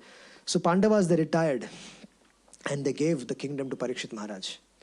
Now Parikshit Maharaj was such a personality, was such a king that he was able to control Kali-yuga. Although Kali-yuga was able to show its influence, but Parikshit Maharaj was so powerful that he chastised Kali. When Parikshit Maharaj was on Digvijay, when he was traveling across different places in the world to make sure that the administration was proper, he met Kali-yuga in person. And when he met Kali-yuga in person, when Parikshit Maharaj met Kali-yuga, he wanted to kill him. But Kali-yuga surrendered to Parikshit Maharaj. And when someone surrenders to you, then you should forgive. Many times what happens when devotees do, when someone commits mistakes and he comes and asks for forgiveness, then we should forgive that person. Not that after asking forgiveness also, we are still, we should let it go. We should also forgive. And just move on with our lives. There are so much grudges we keep against others that our progress of Krishna consciousness is stopped. That little dealings, for years after years, we still remember that grudge against someone, we carry that forward years after years, and we are actually stopping our inner progress of Krishna consciousness. Externally, we might be passing our time in the moment, but internally, there is no progress because we still have grudges against others. Because they have committed some small mistakes, even though they might have asked forgiveness from us, but we are not willing to give it. Parikshit Maharaj, when he saw Kali-yuga, he wanted to kill, but Kali-yuga came and surrendered to Parikshit Maharaj. And Parikshit Maharaj, okay, I will not kill you, but you cannot stay in my kingdom. And Kali-yuga said, sir, this is my time. I am Kali-yuga. This is my time. How can you say I should not stay here? This is my time. Mera era hai, bhai. अपन का time है, अपना time चल रहा है अभी. This is my time. How can you say no? Okay, you can stay in 4 places. Where there is meat eating, where there is intoxication, where there is gambling, where there is illicit activities, in those places you should stay. When Srila Prabhupada established this, no meat eating, no illicit sex, no intoxication, where is the source of this? This source is here in Bhagavatam.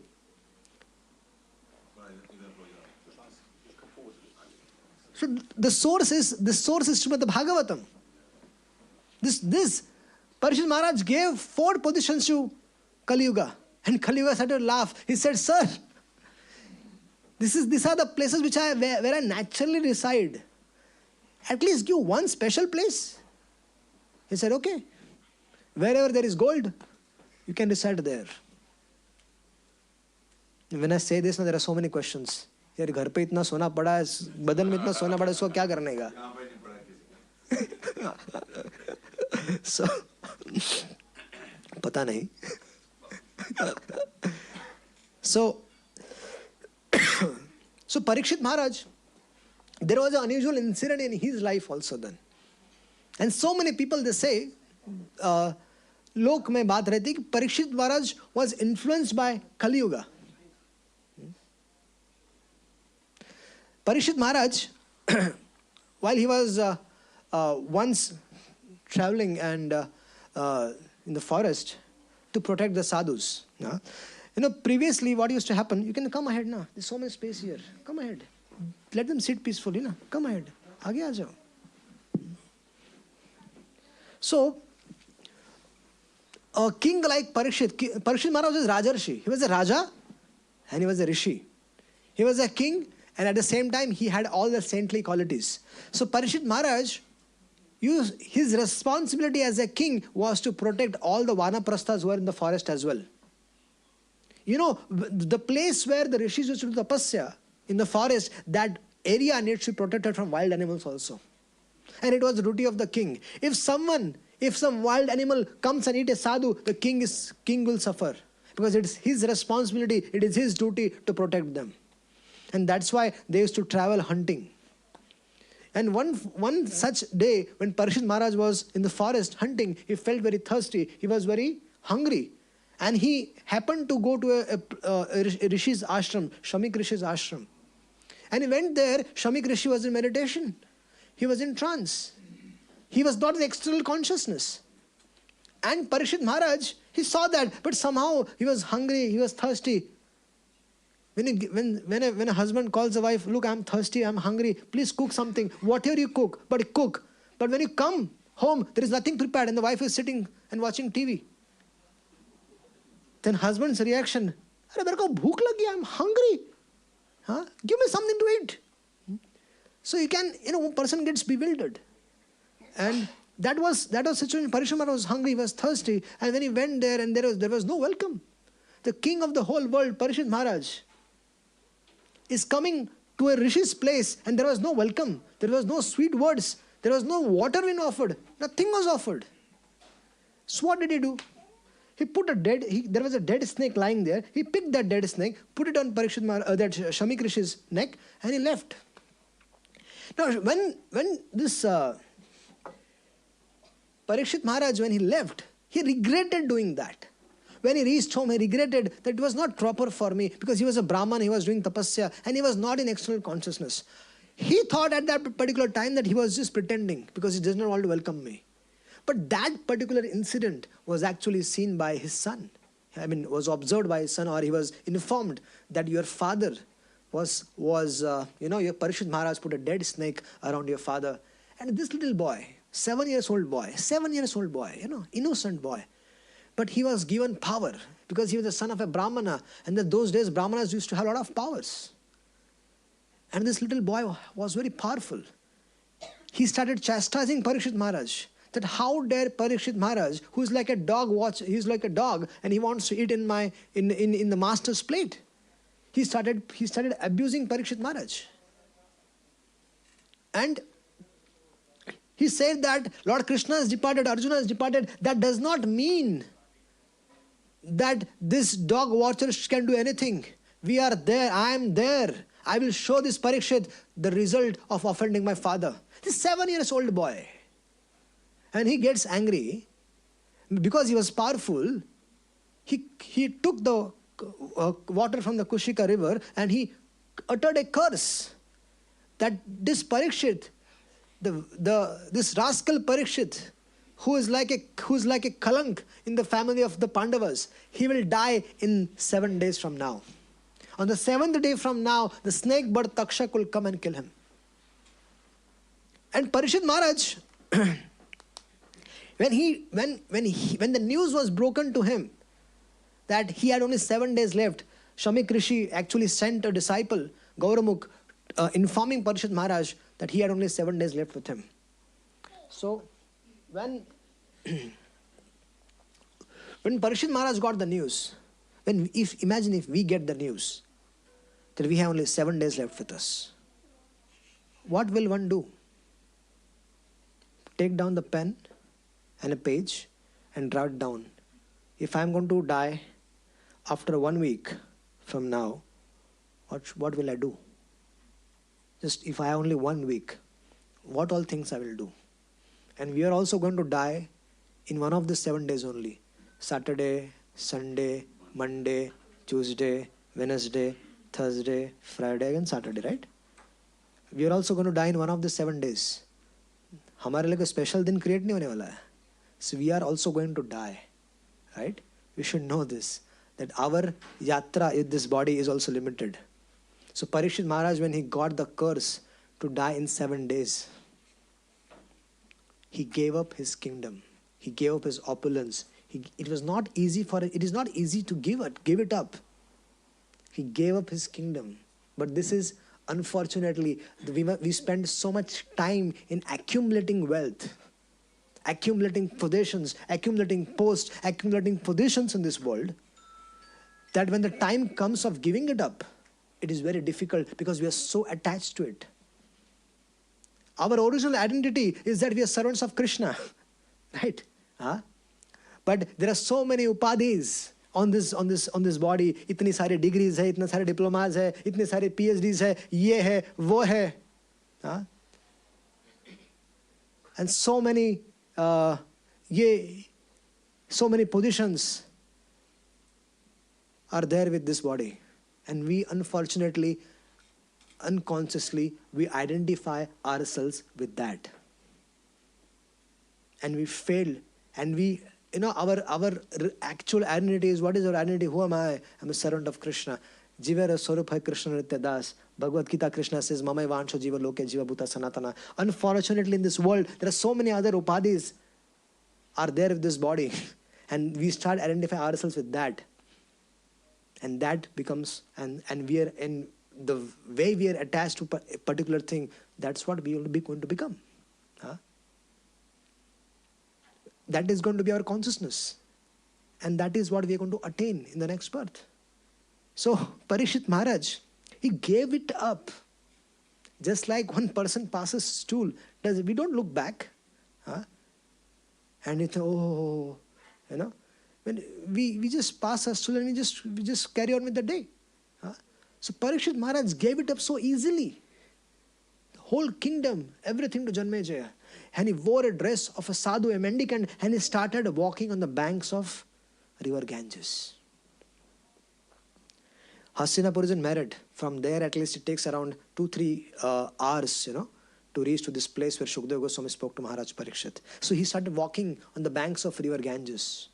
And when Parikshit Maharaj started walking on the bank of river Ganges, all the great personalities from all over the universe, when the news spread that Parikshit Maharaj, the great personality who was protected by Lord Krishna in the womb of his mother, that Parikshit who chastised Kali, that Parikshit who did not allow Kali-yuga to spread its influence, and that Parikshit who traveled globally and established Dharma, and he ruled like his father, like his grandfather Yudhishthira Maharaj. So that Parikshit is now on the verge of giving up his body. He has only 7 days. So all these great personalities, all these great rishis from all around the globe, they came down. They came to meet with him, to meet him. So Parikshit Maharaj welcomed all these great personalities. All these great rishis, they came there. Devarshis, Rajarshis, Brahmarshis, they all came there. Parikshit Maharaj put forward 2 questions to them. He said, which is that activity which one always has to perform? Which is that activity which one always has to perform? And that activity which one has to perform and only has 7 days with him? What one has to do? 7 days is left with him. So Maharaj Parikshit, when he put forward these questions, all of them started discussing. It's okay. silent arti, because this is part of the course. So, very quietly. So Parikshit Maharaj, when he inquired, there was ISKCON which began. There was ISKCON which began amongst them, and some said, as per their understanding of the situation, they gave some various suggestions to Parikshit Maharaj. But just at that time, Vyasanandan Shukdev Goswami, the personality who is an associate of the Supreme Personality of Godhead, who appeared on this planet just to spread the glories of Srimad Bhagavatam, that personality appeared there on the scene. And as soon as they saw Shukdev Goswami coming there, all these great personalities who were thousands of years old, they all stood up in respect, welcoming Shukdev Goswami. Shukdev Goswami was a son of Vyasadev, but he had also heard Srimad Bhagavatam. He is also associated with Narada Muni. He is also associated with so many other great personalities, with Agastya Rishi and so many other places. And he heard various pastimes about Lord and his devotees from various other great authorities. And then he was roaming on the earthly planet. So he was born when he was 12 years old. But when he came there, he was 16 years old. And in between, he has got opportunity to associate with great personalities. So when Shukdev Goswami came there, all these great personalities who were there, sitting there, all these Devarshis, Rajarshis, they were all expert in the science of psychognomy, Samudrik Shastra. Samudrik Shastra, by reading the face of a person, you can tell all the Bhutkal, Bhavishyakal, Vartmankal, everything of a person. It takes around 6 to 7 years to learn this science. So they all, when they saw Shukdev Goswami, all the 32 symptoms of a Mahabhagavata were present in Shukdev Goswami. So as soon as they saw Shukdev, they stood up in great respect and they told Parikshit, Parikshit, Lord Krishna has answered your prayers. He came to save you at the time of birth, and now he has personally appeared in the form of Shukdev Goswami and has come to deliver you. Go and take shelter of Shukdev Goswami. So Parikshit Maharaj went and offered prostrated dandavats to Shukdev Goswami, gave him elevated seat and worshipped him, offered prayers, and he said, Gurudev. And Shukdev Goswami, who knew the 2 questions which were asked, already he knew. He was like as powerful as Supreme Lord. He said, answer to your both of question is the same, Parikshit Maharaj. And that is Srimad Bhagavatam. Answer to both of question is Srimad Bhagavatam. So that completes the first canto of Srimad Bhagavatam with that discussion. And then furthermore, I'll quickly summarize the second canto. Second canto of Srimad Bhagavatam, it begins with Shukdev Goswami answering questions by Parikshit Maharaj. Before you start the second, can we give a round of applause for the first one?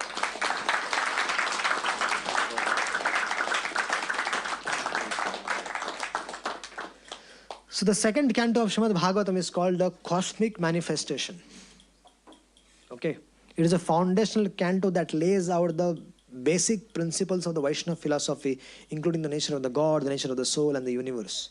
The canto begins with a discussion of the first step in God realization, which is to understand the Supreme Lord.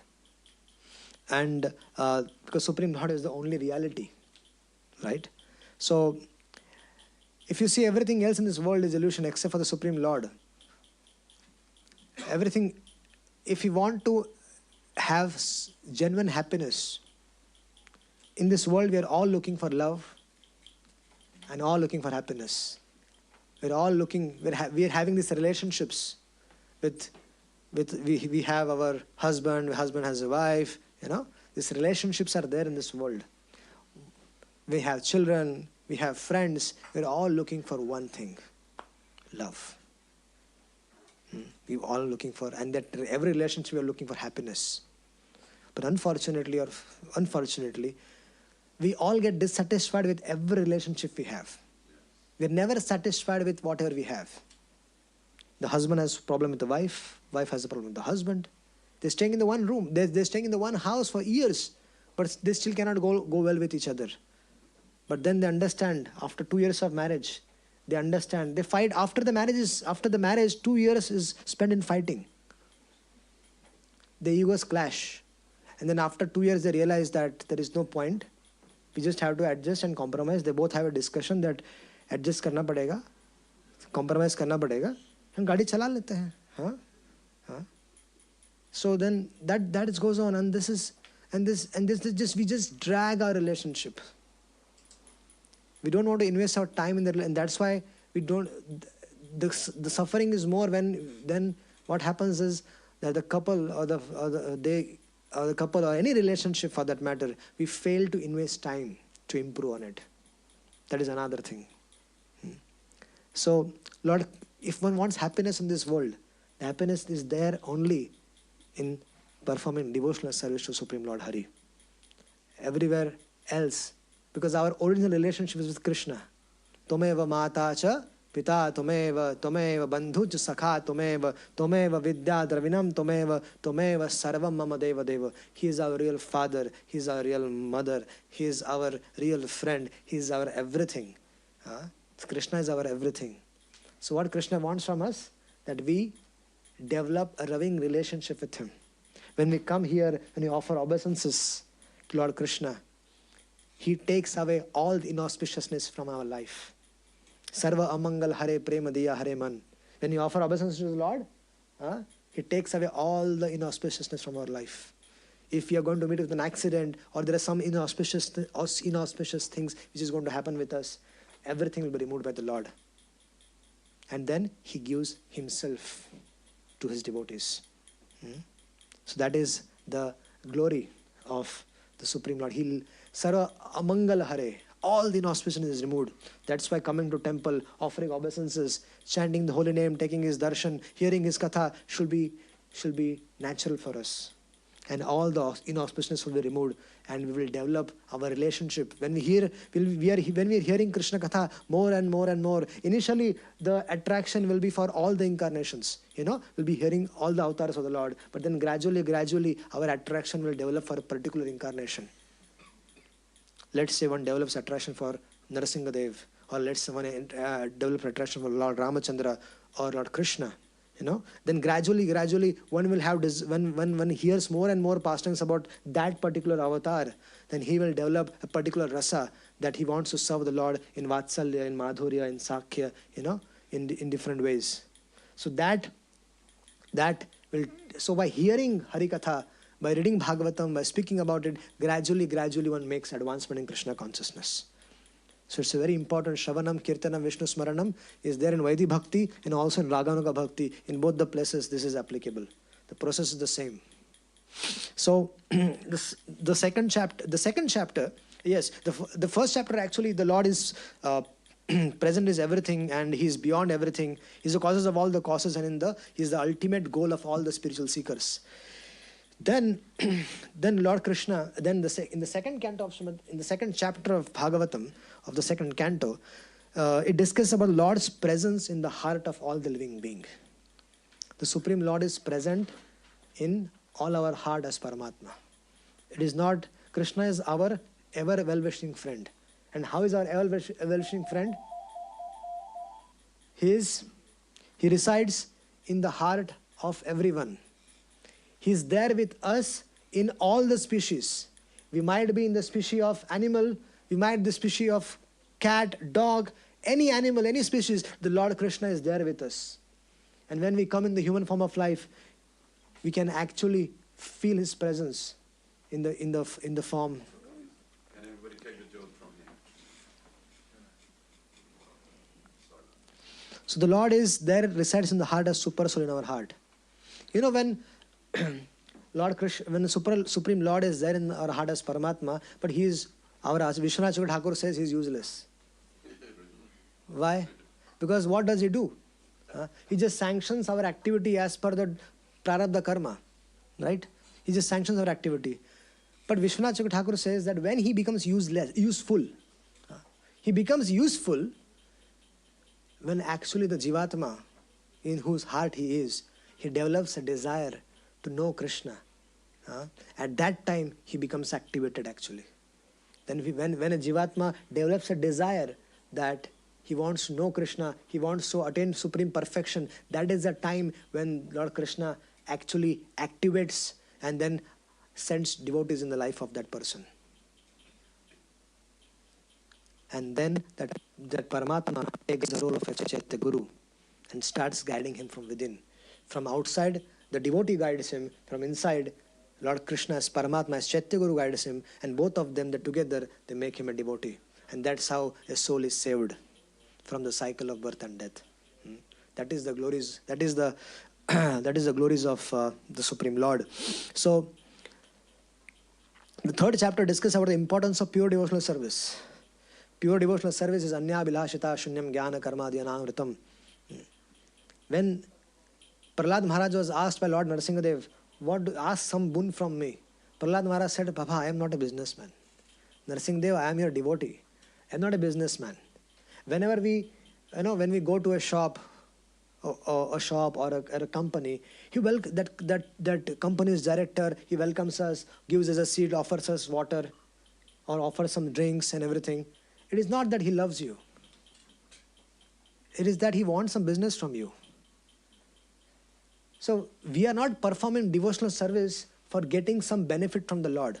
Prahlad Maharaj is saying very clearly, I am not doing devotional service to you so that I want something in return. No. Pure devotional service is anya bilashita shunyam. So Narasimhadev, Prahlad prayed to Narasimhadev that my only prayer to you is that, please, मेरे हृदय में कामनाओं का अंकुर कभी उगे ही नहीं. Please completely remove these desires, this tendency within my life, within my heart to enjoy this material world. I don't want this tendency even. That's what I want from you. I don't want anything. I'm very happy performing devotional service. So this chapter talks about the third chapter talks about the pure devotional service. It is a selfless act of love and surrender to the Lord. When we engage in pure devotional service, we are actually performing yoga. We are actually uniting the Lord within our hearts. In the fourth chapter, it is described the Lord is the creator of the universe. But he does not create this universe out of nothing. He creates the universal out of himself. And this universe is simply the manifestations of Lord's energy. And then, fifth chapter discusses how Lord Krishna is the causes of all the causes. We think that in our life there are so many things affect us. In the life of the devotees, it's only Krishna's involvement. When we are performing devotional service, our file is transferred from Yamaraj's office to Lord Krishna's office. And Chitragupt deletes that whole database and is sent a mail to that this Jivatma has now started practicing bhakti. So please, here onwards, you guys directly deal with his life anymore. We are not going to interfere. This is the clear instructions of Yamaraj in 6th canto, 3rd chapter to Yamadutas, that those who have chanted Krishna's names, his fame, his pastimes, do not dare go around them. Do not even think of bringing them here. They are completely out from our jurisdiction. That means what? They are in the jurisdictions of Supreme Lord directly. This is a pramana, this is a proof that our lives, especially for devotees, our lives are controlled by the Supreme Lord. So whatever is happening in our life is happening by the will of the Lord. When we accept that, then in everything we can see Krishna's hand. We can only see, when we start to see Krishna's hand in everything, that's how we become Krishna conscious. And any problems, any obstacles in our life, Parikshit Maharaj, when he got that curse, he saw Krishna's hand in that. He did not think, kya ho gaya mere saath, itna zindagi bhar bhakti kiya, throughout the life I followed Dharma, did everything, and now I am getting this curse. No. He took that curse, that Krishna has come in the form of the curse to save me. And that curse has given Srimad Bhagavatam to this world. It is that curse that gave Srimad Bhagavatam to the world. So, Krishna is the cause of 6th chapter. It talks about Purusha Sukta. The Vedic hymn that describes that Lord is Supreme Person. So Purusha Sukta is a very important text in our Vaishnava Siddhanta. And the 2nd canto of Srimad Bhagavatam provides a very detailed explanation on this. We're not getting into a lot of details there.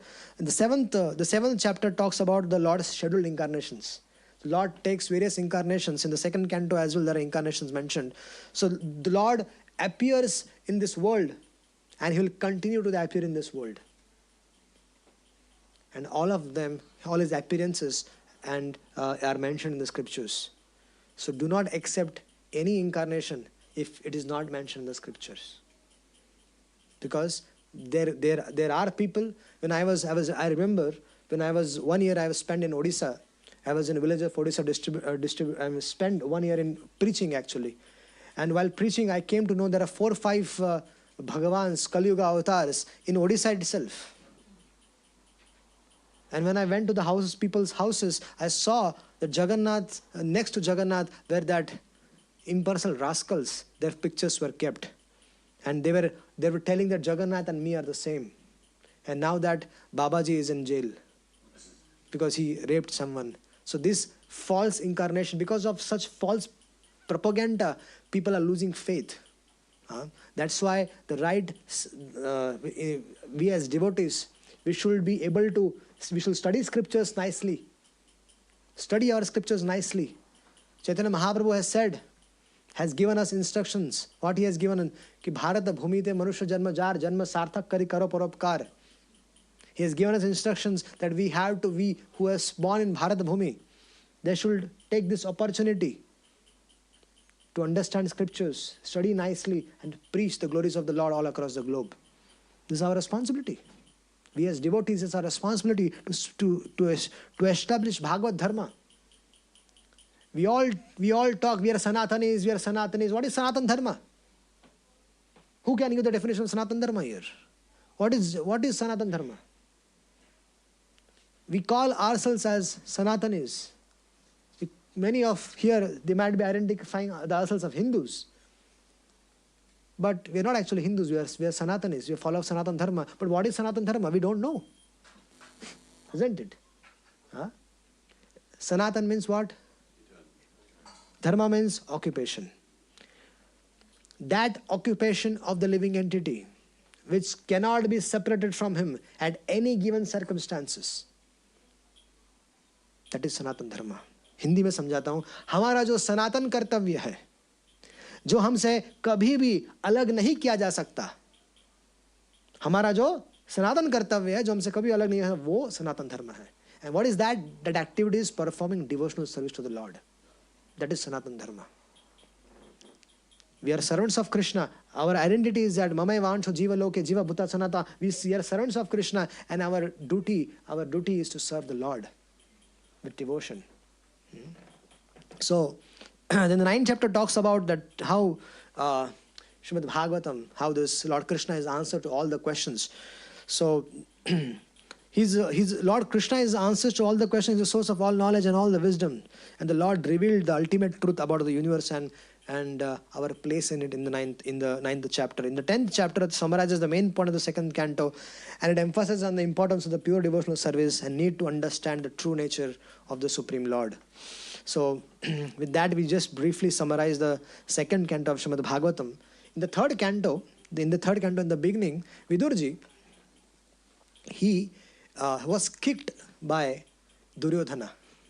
Duryodhana kicked Vidurji, his uncle, because Vidur was an obstacle on the path of Duryodhana's establishing as a king. Vidura had a Vidura Niti, very expert. These nitis, one should read these nitis. Chanakya Niti. I'm these days studying Artha Shastra and Chanakya Niti also.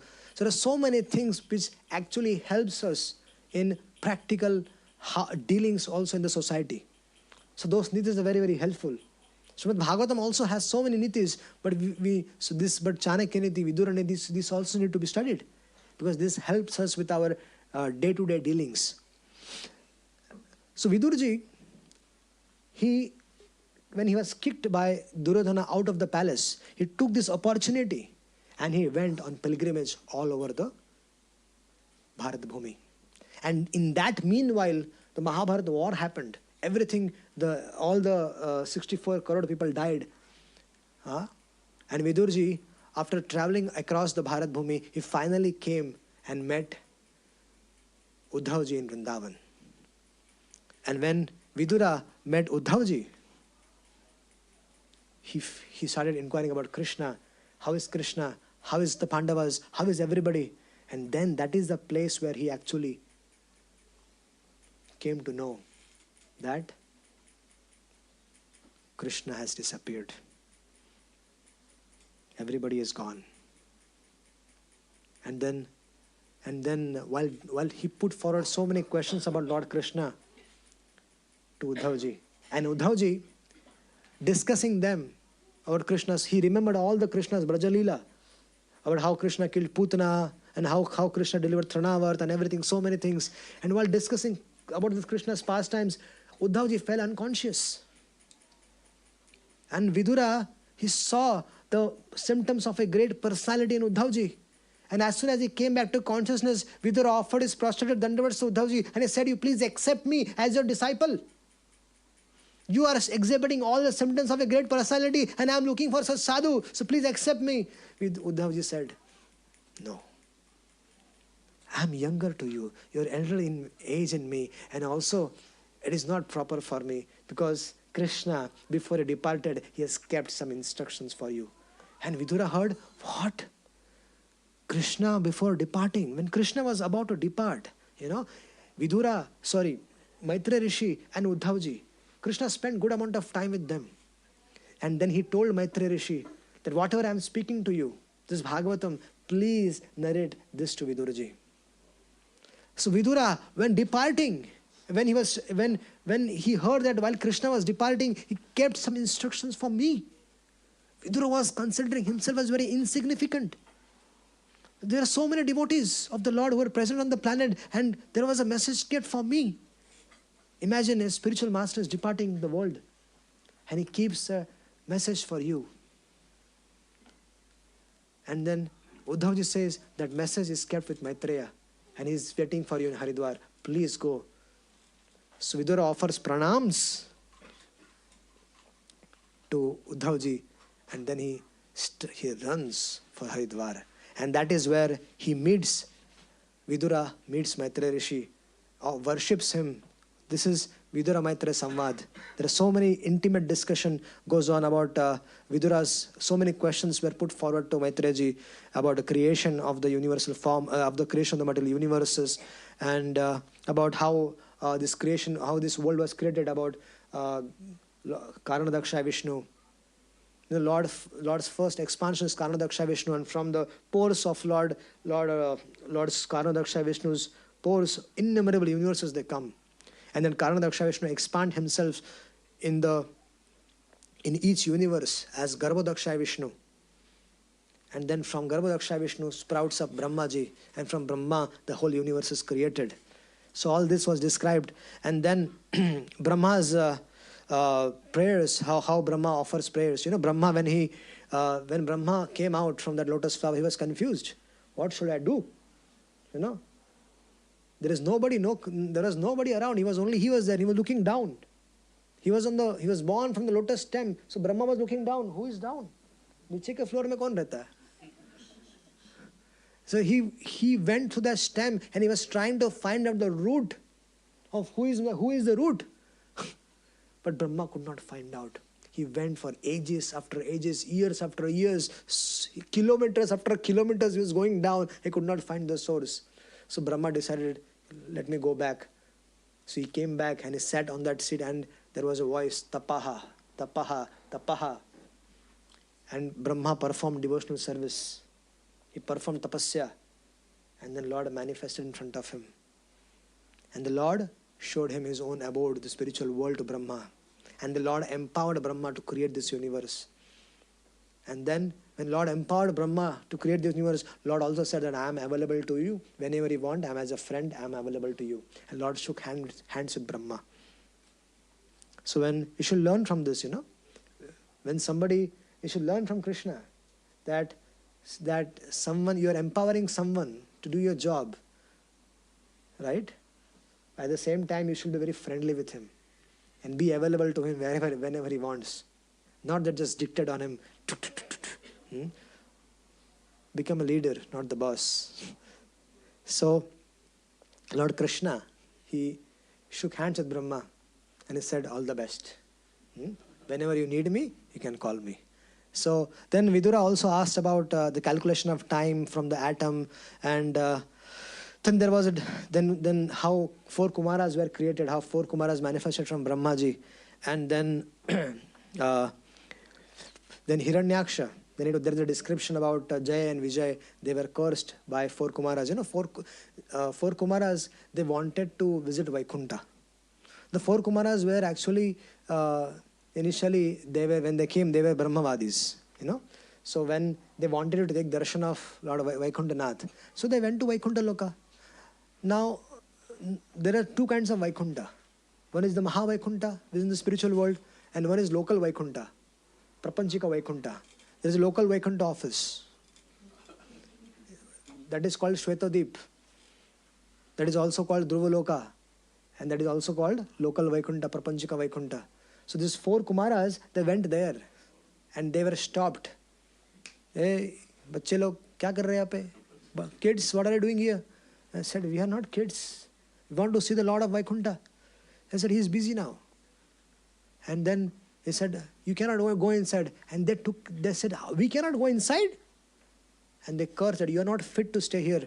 And he cursed, they were cursed to take birth as demons. So they became, the first was Hiranyaksha, Hiranyakashipu, then Ravan and Kumbhakaran, and then Shishupal and Dantavakra. So when Hiranyakshaji, when he was born, when Hiranyaksha and Hiranyakashipu were born, Hiranyaksha took the whole earth and he hid in the Rasatal. And he shook the whole universe with this act of his. And then Lord Varahadev, he came as boar incarnation, lifted the earth and made it situated back in his original place. And then Hiranyaksha became very upset. And Hiranyaksha and Supreme Lord had a fierce fight. And this fight was so fierce fight that Lord Vishnu, Varahadev still considers that Hiranyaksha jita a match. Because Hiranyaksha was so powerful fighter. Actually, it was Lord's arrangement that the 4 Kumaras would come to Vaikuntha and Jaya and Vijay will get cursed because Lord wanted to experience Virya Ras. And who can give pleasure to the Lord in fighting? Oh, ordinary Chinnu Munnu cannot do that. No, ordinary fighters, what pleasure they will give to Lord Krishna in fighting? When someone wants to, when someone like Bhishma Pitama is qualified enough to give pleasure to Lord Krishna in fighting. But like Duryodhana and all, they're machads. Vishwanath Chakra Thakur, I will say Vishwanath Chakra Thakur, when he was comparing the strength of Pitama Bhishma with the Pandavas, he said that the Pandavas are like mosquitoes. Yes. Pitama Bhishma was a very powerful personality. In 400 years of his life, he did not lose one battle. That powerful he was. And then there was Hiranyaksha. Hiranyaksha was killed by the Supreme Lord. And then there was the pregnancy. It described the pregnancy of how it was described how the Diti became pregnant, and because of Kashyap Rishi and this Hiranyakashipu were born at a very inauspicious time, and because of that all the inauspiciousness was created. So their mention is there, and then there's a description about marriage of Devahuti and Narada Muni. So that we will start discussing from tomorrow. Okay? So today we reach the 3rd canto, 28th chapter around. So from tomorrow onwards, we'll discuss about the marriage of Kardama and Devahuti. From there, we'll discuss further. Thank you very much. Hare Krishna. Granthra Srimad Bhagavatam ki. Any questions? We can take.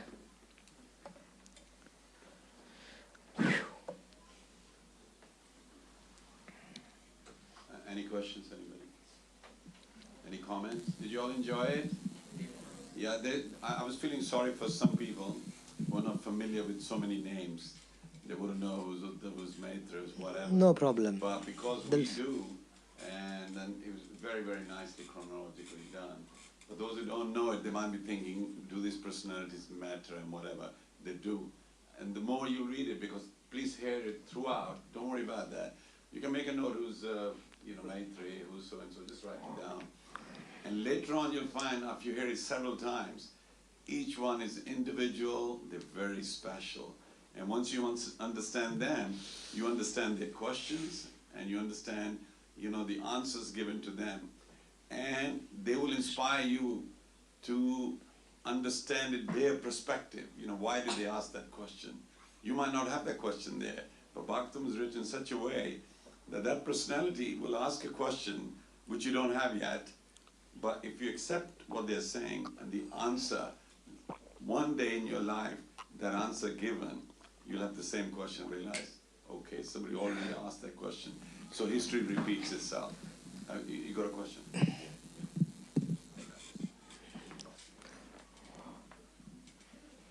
So my request to all of you is that make sure that you make your presence for the next 7 days.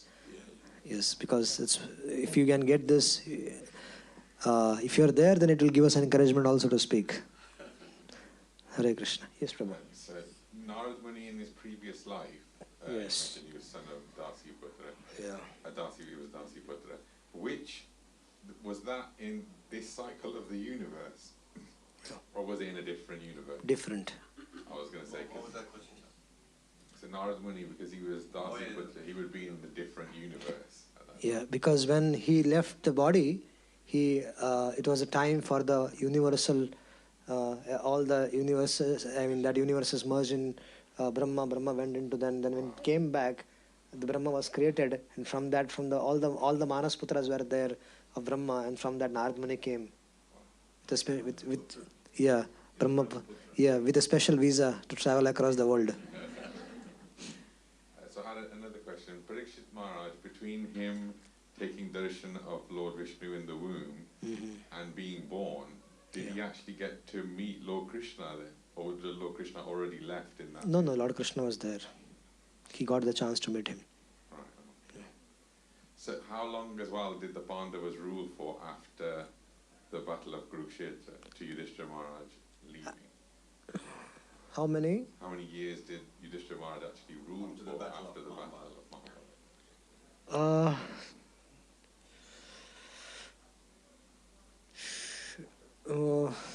Exact date I don't have, but no, a good amount of time. Short. Because that kingdom of Yudhishthira Maharaj is compared, to Ramarajya. Yeah. So when Yudhishthira Maharaj was a king, everything was happening properly. The rainfall was happening on its time. The crops, the earth was giving proper. When Prithu Maharaj, he became very upset with Mother Earth because she was not giving appropriate food grains to the citizens. So when Yudhishthira Maharaj was the king, everything was happening systematically. The whole earth was functioning. Now this, at the current moment, the earth is not functioning properly. It's summer, but still it rains. Then there is extreme winter. But so all these things are there: extreme sun, extreme wind, floods, everything. Is everything improper? Earlier, everything was under the control of the king. The king used to control everything. The devatas used to work cooperatively with the king. Everything is managed by the devatas. But when there is a pious king, like Yudhishthira Maharaj or Parikshit Maharaj, then the devatas and the king used to work in cooperation. The human beings and the devatas work cooperatively. That was the Siddhanta, and that's why when the king is pious, the Yudhishthira Maharaj's time also, Parikshit Maharaj's time also, when Parikshit Maharaj was doing a lot of yagyas, they used to see, the devatas used to come, and the people in general also used to be able to see the devatas. Because the king was pious, the citizens were pious. So the only, nowadays the situation is difficult. But Yudhishthira Maharaj ruled for quite a good amount of time. Probably Mahabharata can help us. I don't remember the exact date. Yes. Hare Krishna, Prabhu. I wanted to ask about Shukdev Maharaj, because it is said that, like, we've come across the information that he was the pet parrot of Srimati Radharani. And what is his story? How did he become Actually, Goswami? he was a pet parrot. There are two versions to Shukdev Goswami. Is that one that he was a pet parrot of Srimati Radharani. So, and then he came. But there is no Shastric evidence that he was a pet parrot of Radharani. But definitely one thing is there, he is the eternal associate of the Lord. Now what was his sarup, we don't know. He can be the pet parrot of Radharani. There is another, there is another version that, this parrot was, he was in Kailash, and then, then Shivaji was narrating the Bhagavatam to Parvati, and and Parvati went to sleep, and this Shukdev was humming on her behalf, and Shiva was continuing the narrated Bhagavatam because he was in trance. And then it is heard that when Lord Shiva knew that Parvati is sleeping and this parrot is hearing, so there is a saying that Shiva took his Trishul and went behind that parrot. But there is no Shastric evidence of this pastimes also. And it did not feel logical that why Lord Shiva, someone has heard Bhagavatam, why will Lord Shiva go behind him, killing him? It is not so. The story, personal level, I feel concocted, that because there is no Shastric evidence of it. And then that parrot went in the womb of Vedavyasa's wife. The Bhagavatam's version is that who is Shukdev Goswami? Shukdev Goswami was an eternal associate of the Lord. Vedavyas, when he compiled Bhagavatam, he found nobody qualified, because Vedavyas, when he compiled Vedas, he gave it to different rishis, Paila Rishi, Sumanta Rishi, and different rishis. He distributed that task to further write commentaries on it and also to expand the preaching. But when it came to Puranas, he gave it to Puranas, and Ithihasas were given to Ru Maharshan Sut, the father of Sutta Goswami Pad.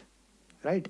But when Bhagavatam was compiled, Vedavyasi did not find anybody suitable, qualified for spreading its understanding. Bhagavatam is not everybody's cup of tea. Nobody who can understand Bhagavad Dharma Tattva. It is a very important point. Who can understand Bhagavad Dharma Tattva? One who is nirmatsar, who is non-envious. We need to understand this. We'll come during our discussion, we'll discuss on all these points also. But since the topic has come up, we'll discuss it. Dharma aprojita kaita vasta paramo nirmatsaranam satam. One who is non-envious person, if he is practicing devotional service, he can understand the Bhagavad Dharma Tattva. Otherwise, it won't be revealed to him. How will Bhagavatam reveal to us? How will Bhagavatam reciprocate with us if we are non-envious? And we are sincerely trying to understand Krishna, then Bhagavatam will reciprocate with us. So this, when Vedavyasi, he prayed to Krishna, and Krishna sent this personality as Vyasadeva's son. But you can identify that Vyasadeva is not an ordinary person. His wife was also not ordinary. And that's why Shukdev Goswami, when he came, he stayed in the womb for 12 years. And staying in the womb for 12 years, Vedavyas used to talk to his son that, beta, kya chal raha hai? Bahar aane ka plan hai ki nahi? He said, Pitaji, what shall I do coming outside? I am very happy in this womb. You are there outside, you manage. I am happy in the womb of my mother. Lord Krishna's Maya, Lord Krishna's external energy is very powerful, and I don't wish to come out. Then Vedavyasji went to Dwarka. Krishna was there. He called Krishna. And Krishna came. It's in the 10th canto of Bhagavatam. That Krishna came and said, Shukdev, come out. Don't worry, my Maya won't touch you. So Shukdev Goswami, when he came out, he should have stayed with Vedavyas, but he walked straight to forest. And Vedavyasji, he was behind Shukdev. And Shukdev Goswami did not turn. He just went and he was in the forest. But Vedavyas also was smart. Vedavyasji started teaching Bhagavatam to his disciples. And then he used to send his disciples to sing the Bhagavatam verses in the forest. And Lord Krishna's glories are very powerful, very attractive. Krishna's name, fame, pastimes are very powerful, very glorious, very attractive. When Shukdev Goswami heard that, Aho bakiyam stanakalakutam jighansavaya dappasadavi. And when he heard that Varha Pidam Natvarvapu Karnayo Karnikaram, when Shukdev Goswami heard these verses, Shukdev Goswami got attracted to it, and he went to that people, what are these verses? And he said, your father has written 18,000 such verses, why don't you go to him and talk directly? So that Shukdev Goswami, who was in Brahmananda and he was experiencing transcendental happiness in the forest, that Shukdev Goswami, after hearing the Srimad Bhagavatam verses, returned to his father, and the father said, sit down. There is 18,000 verses, and then the whole Bhagavatam was recited. Hare Krishna. There's one question. Yes. My question is about this concept of universe mentioned everywhere. I mean, what is universe and what is galaxy? Is there a word for galaxy in the Bhagavatam? Because we hear that there are many, our galaxy is the Milky Way, and there are millions of galaxies. A Collection of galaxies or what? I have expert is here.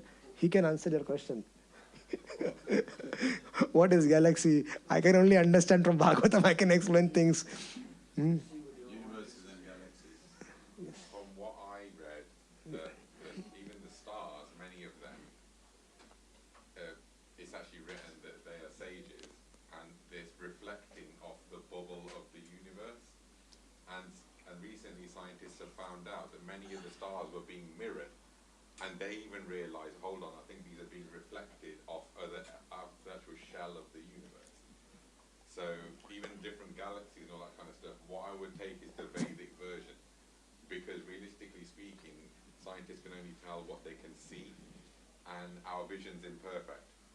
So if you're depending on things like telescopes and all that to try and judge, they can even, the distance between galaxies, Vidura will tell you, they calculate it based on the drift, and then they can see from there. So many of it is assumptions based on what's observable, but what's observable isn't 100% because our senses aren't perfect.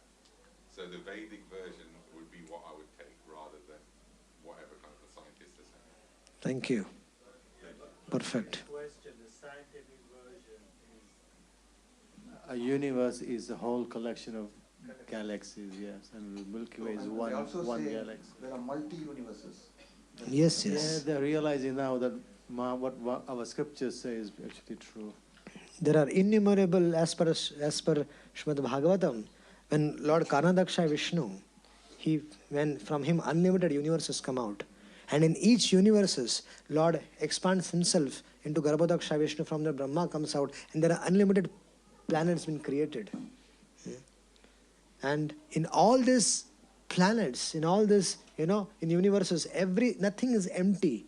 The scientists, they think that these places are empty, but none of these places are empty. Everything is fully occupied. We, with our limited understanding, we say that this Mars and all these places are empty. Nothing is empty. Everything is occupied. One more question. You said that Parikshit's future was known by the rishis and all that. Yeah. Did they also know that about the snake story? And Yes. It was told to Yudhishthira Maharaj that Parikshit Maharaj is going to get cursed, and in his last 7 days he's going to get here Bhagavatam from Shukdev Goswami, and is going to attain perfection. So it was known to him. Yeah. Even Parikshit Maharaj knew that, because Parikshit Maharaj, when he met Uddhavji in Braj, that's a very long story. When Uddhavji in the Braj, that Uddhavji was planning to speak the whole of Bhagavatam, he spoke for 1 complete month to the queens of Dwarka. And that time Parikshit Maharaj, Vajranab and the queens of Dwarka was there in Braj Mandal, in Govardhan, Kusum Suravar. This Bhagavatam was recited by Uddhavji. At that time Parikshit Maharaj was told by Uddhavji that you go and chastise Kali-yuga, because I am speaking Bhagavatam and Kali-yuga will try to interfere, so I don't want that. So you go and chastise Kali-yuga. You take control of him. And that's why, because then Parikshit Maharaj, from there, he was on a Digvijay, and that's where, while on Digvijay, he was traveling across and meeting all the kings, and that's where he met Vajranab in Mathura. And then Vajranab was, sad because nobody was staying in Braj at that time. So he called Shandilya Rishi, and then Shandilya Rishi ordered Parikshit Maharaj, bring all the people who are staying from Mathura, who went at distant places, bring them all back.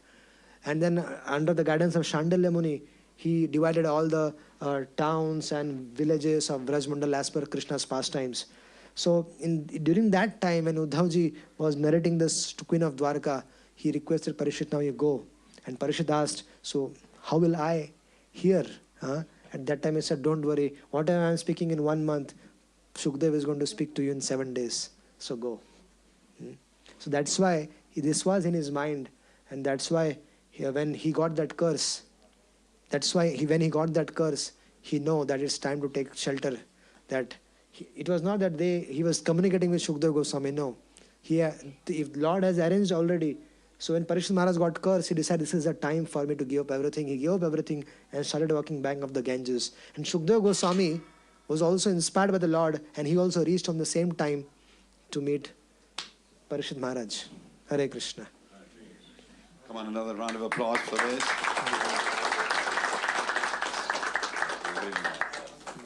Oh, you have a question? If he had a question. I had a bag, Prabhu. But that'll be the last question now. It's the last question. And tomorrow, if you come, you can ask the question. So don't forget the time, there's some guests. Okay, Prabhuji. Yeah. I repeatedly tell people in here, Yeah. our congregation and when we get in classes, that ISKCON is the best spiritual educational institute in the world. Yeah. Right? It's wonderful. The level of depth we can go into understanding our scriptures. We mentioned Bhakti Shastri, you are doing Bhakti Vaibhav, and there's Bhakti Veda. Could you explain the educational system in ISKCON? Bhagavad Mahavidya. In ISKCON? Like Bhakti Shastri, Okay. the initial, then is Bhakti Vaibhav. Yeah, so just for people to realize the truth of what I say. My whole life is around educating people in Vedic scriptures. We have 3 institutes in the world, one in India, one in Europe in Simachalam, and another one in North America in D-Land. So so ISKCON has a structure of having Bhakti Shastri, which is Bhagavad Gita, Ishopanishad, and Nectar of Instruction and Nectar of Devotion. That 4 books. So that is Bhakti Shastri. These are 4 important books by which all your Sambandha Gyan is cleared, and you are become a fixed up person. So Bhakti Shastri is very essential. Then comes Bhakti Vaibhava, which is the first 6 cantos of Srimad Bhagavatam, in a detailed study with purports and all. Then comes Bhakti Vedanta, which is from Canto 7 to Canto 12.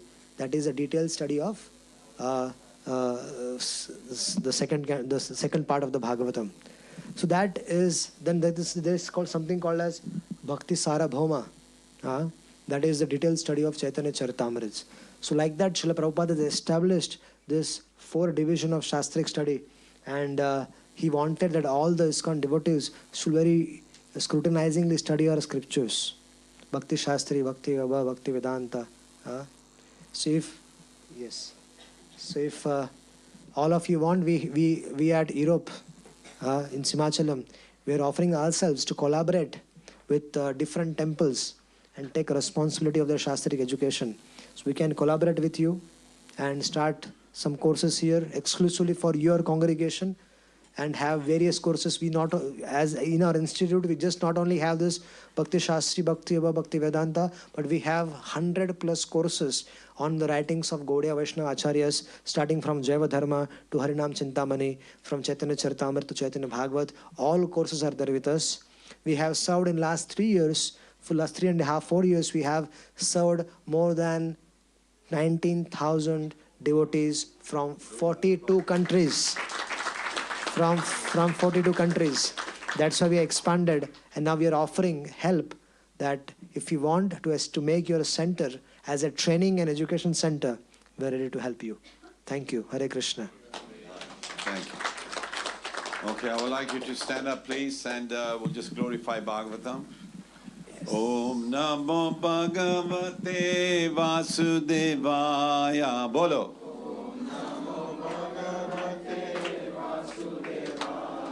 Om Namo Bhagavate Vasudevaya. First, one book, Yeah. 10 pounds. Yours are Bhagavatam. Okay. Om Namo Bhagavate Vasudevaya. You should have told at the start, we would have had a table. Om Namo Bhagavate Vasudevaya.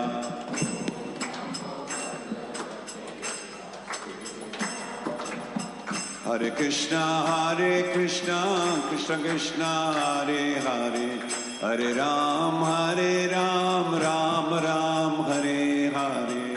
Hare Krishna, Krishna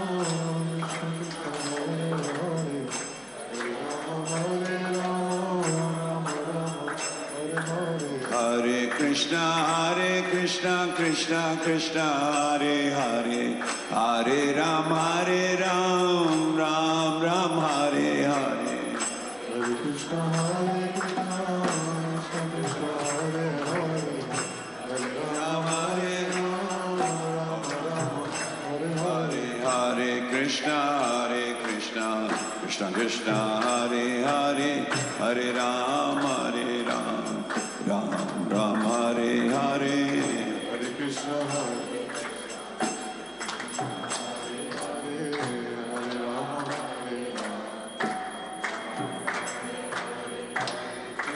Hare Krishna, Krishna Krishna, Hare Hare, Hare Rama, Rama Rama, Hare Hare.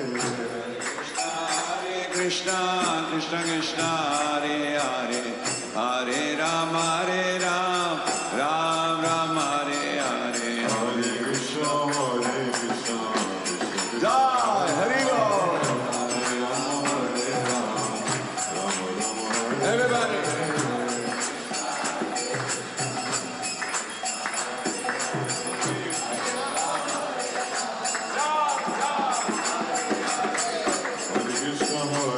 Krishna, Krishna Krishna, Hare Hare, Hare Rama, Rama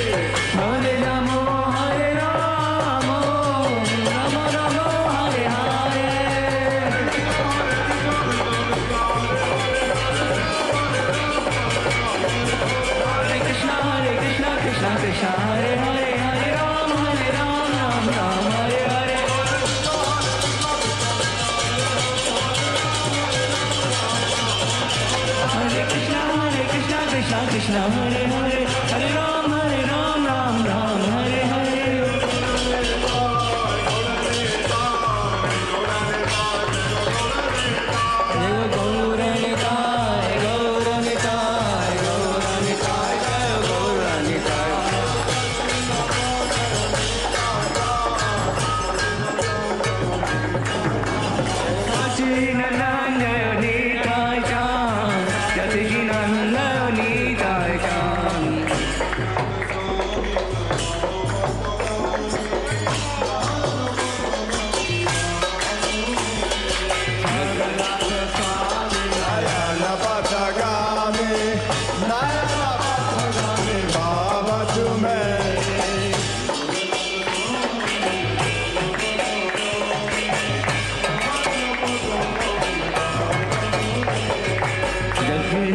Swami Nayana Patagami Nayana Patagami Bhavatumi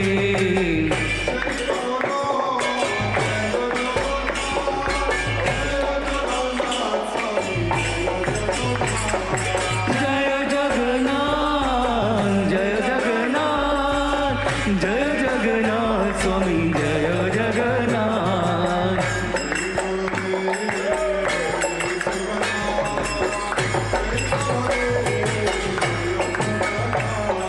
Jaya Baladeva, Jaya Subhadra, Jaya Baladeva, Jaya Subhadra.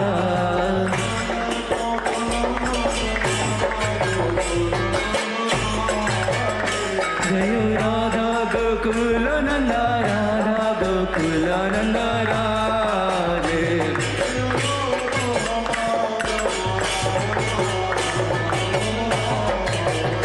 Jaya Radha Madhava, Radha Madhava Radhe.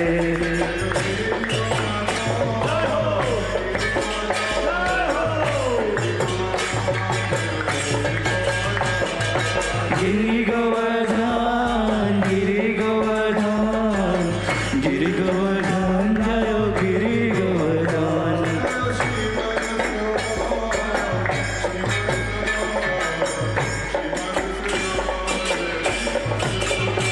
Jaya Shri Madhusudan, Shri Madhusudan, Shri Madhusudan, Jaya Shri Madhusudan.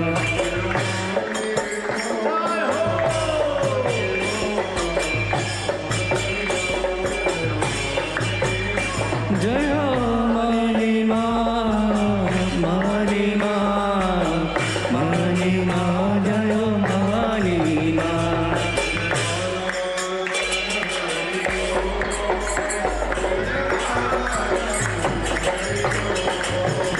Jaya Radha Ramana Hari Bol, Jaya Radha Ramana Hari Bol.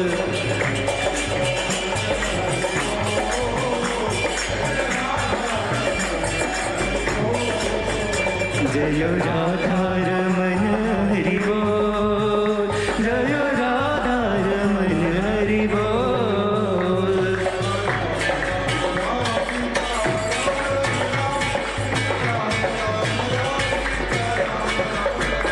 Sita Ram Ram Ram, Sita Ram Ram Ram, Sita Ram Ram Ram, Sita Ram Ram Ram.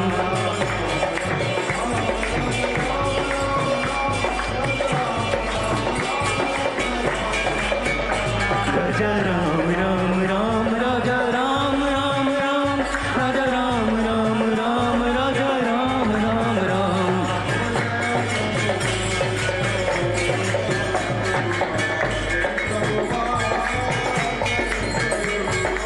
Jaya Prabhupada, Jaya Prabhupada, Prabhupada, Prabhupada Jnana Jagat Guru.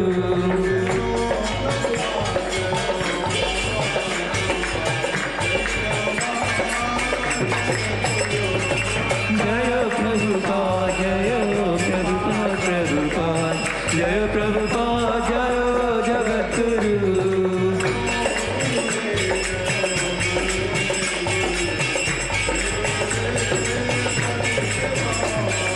Jaya Gurudev, Jaya Gurudev,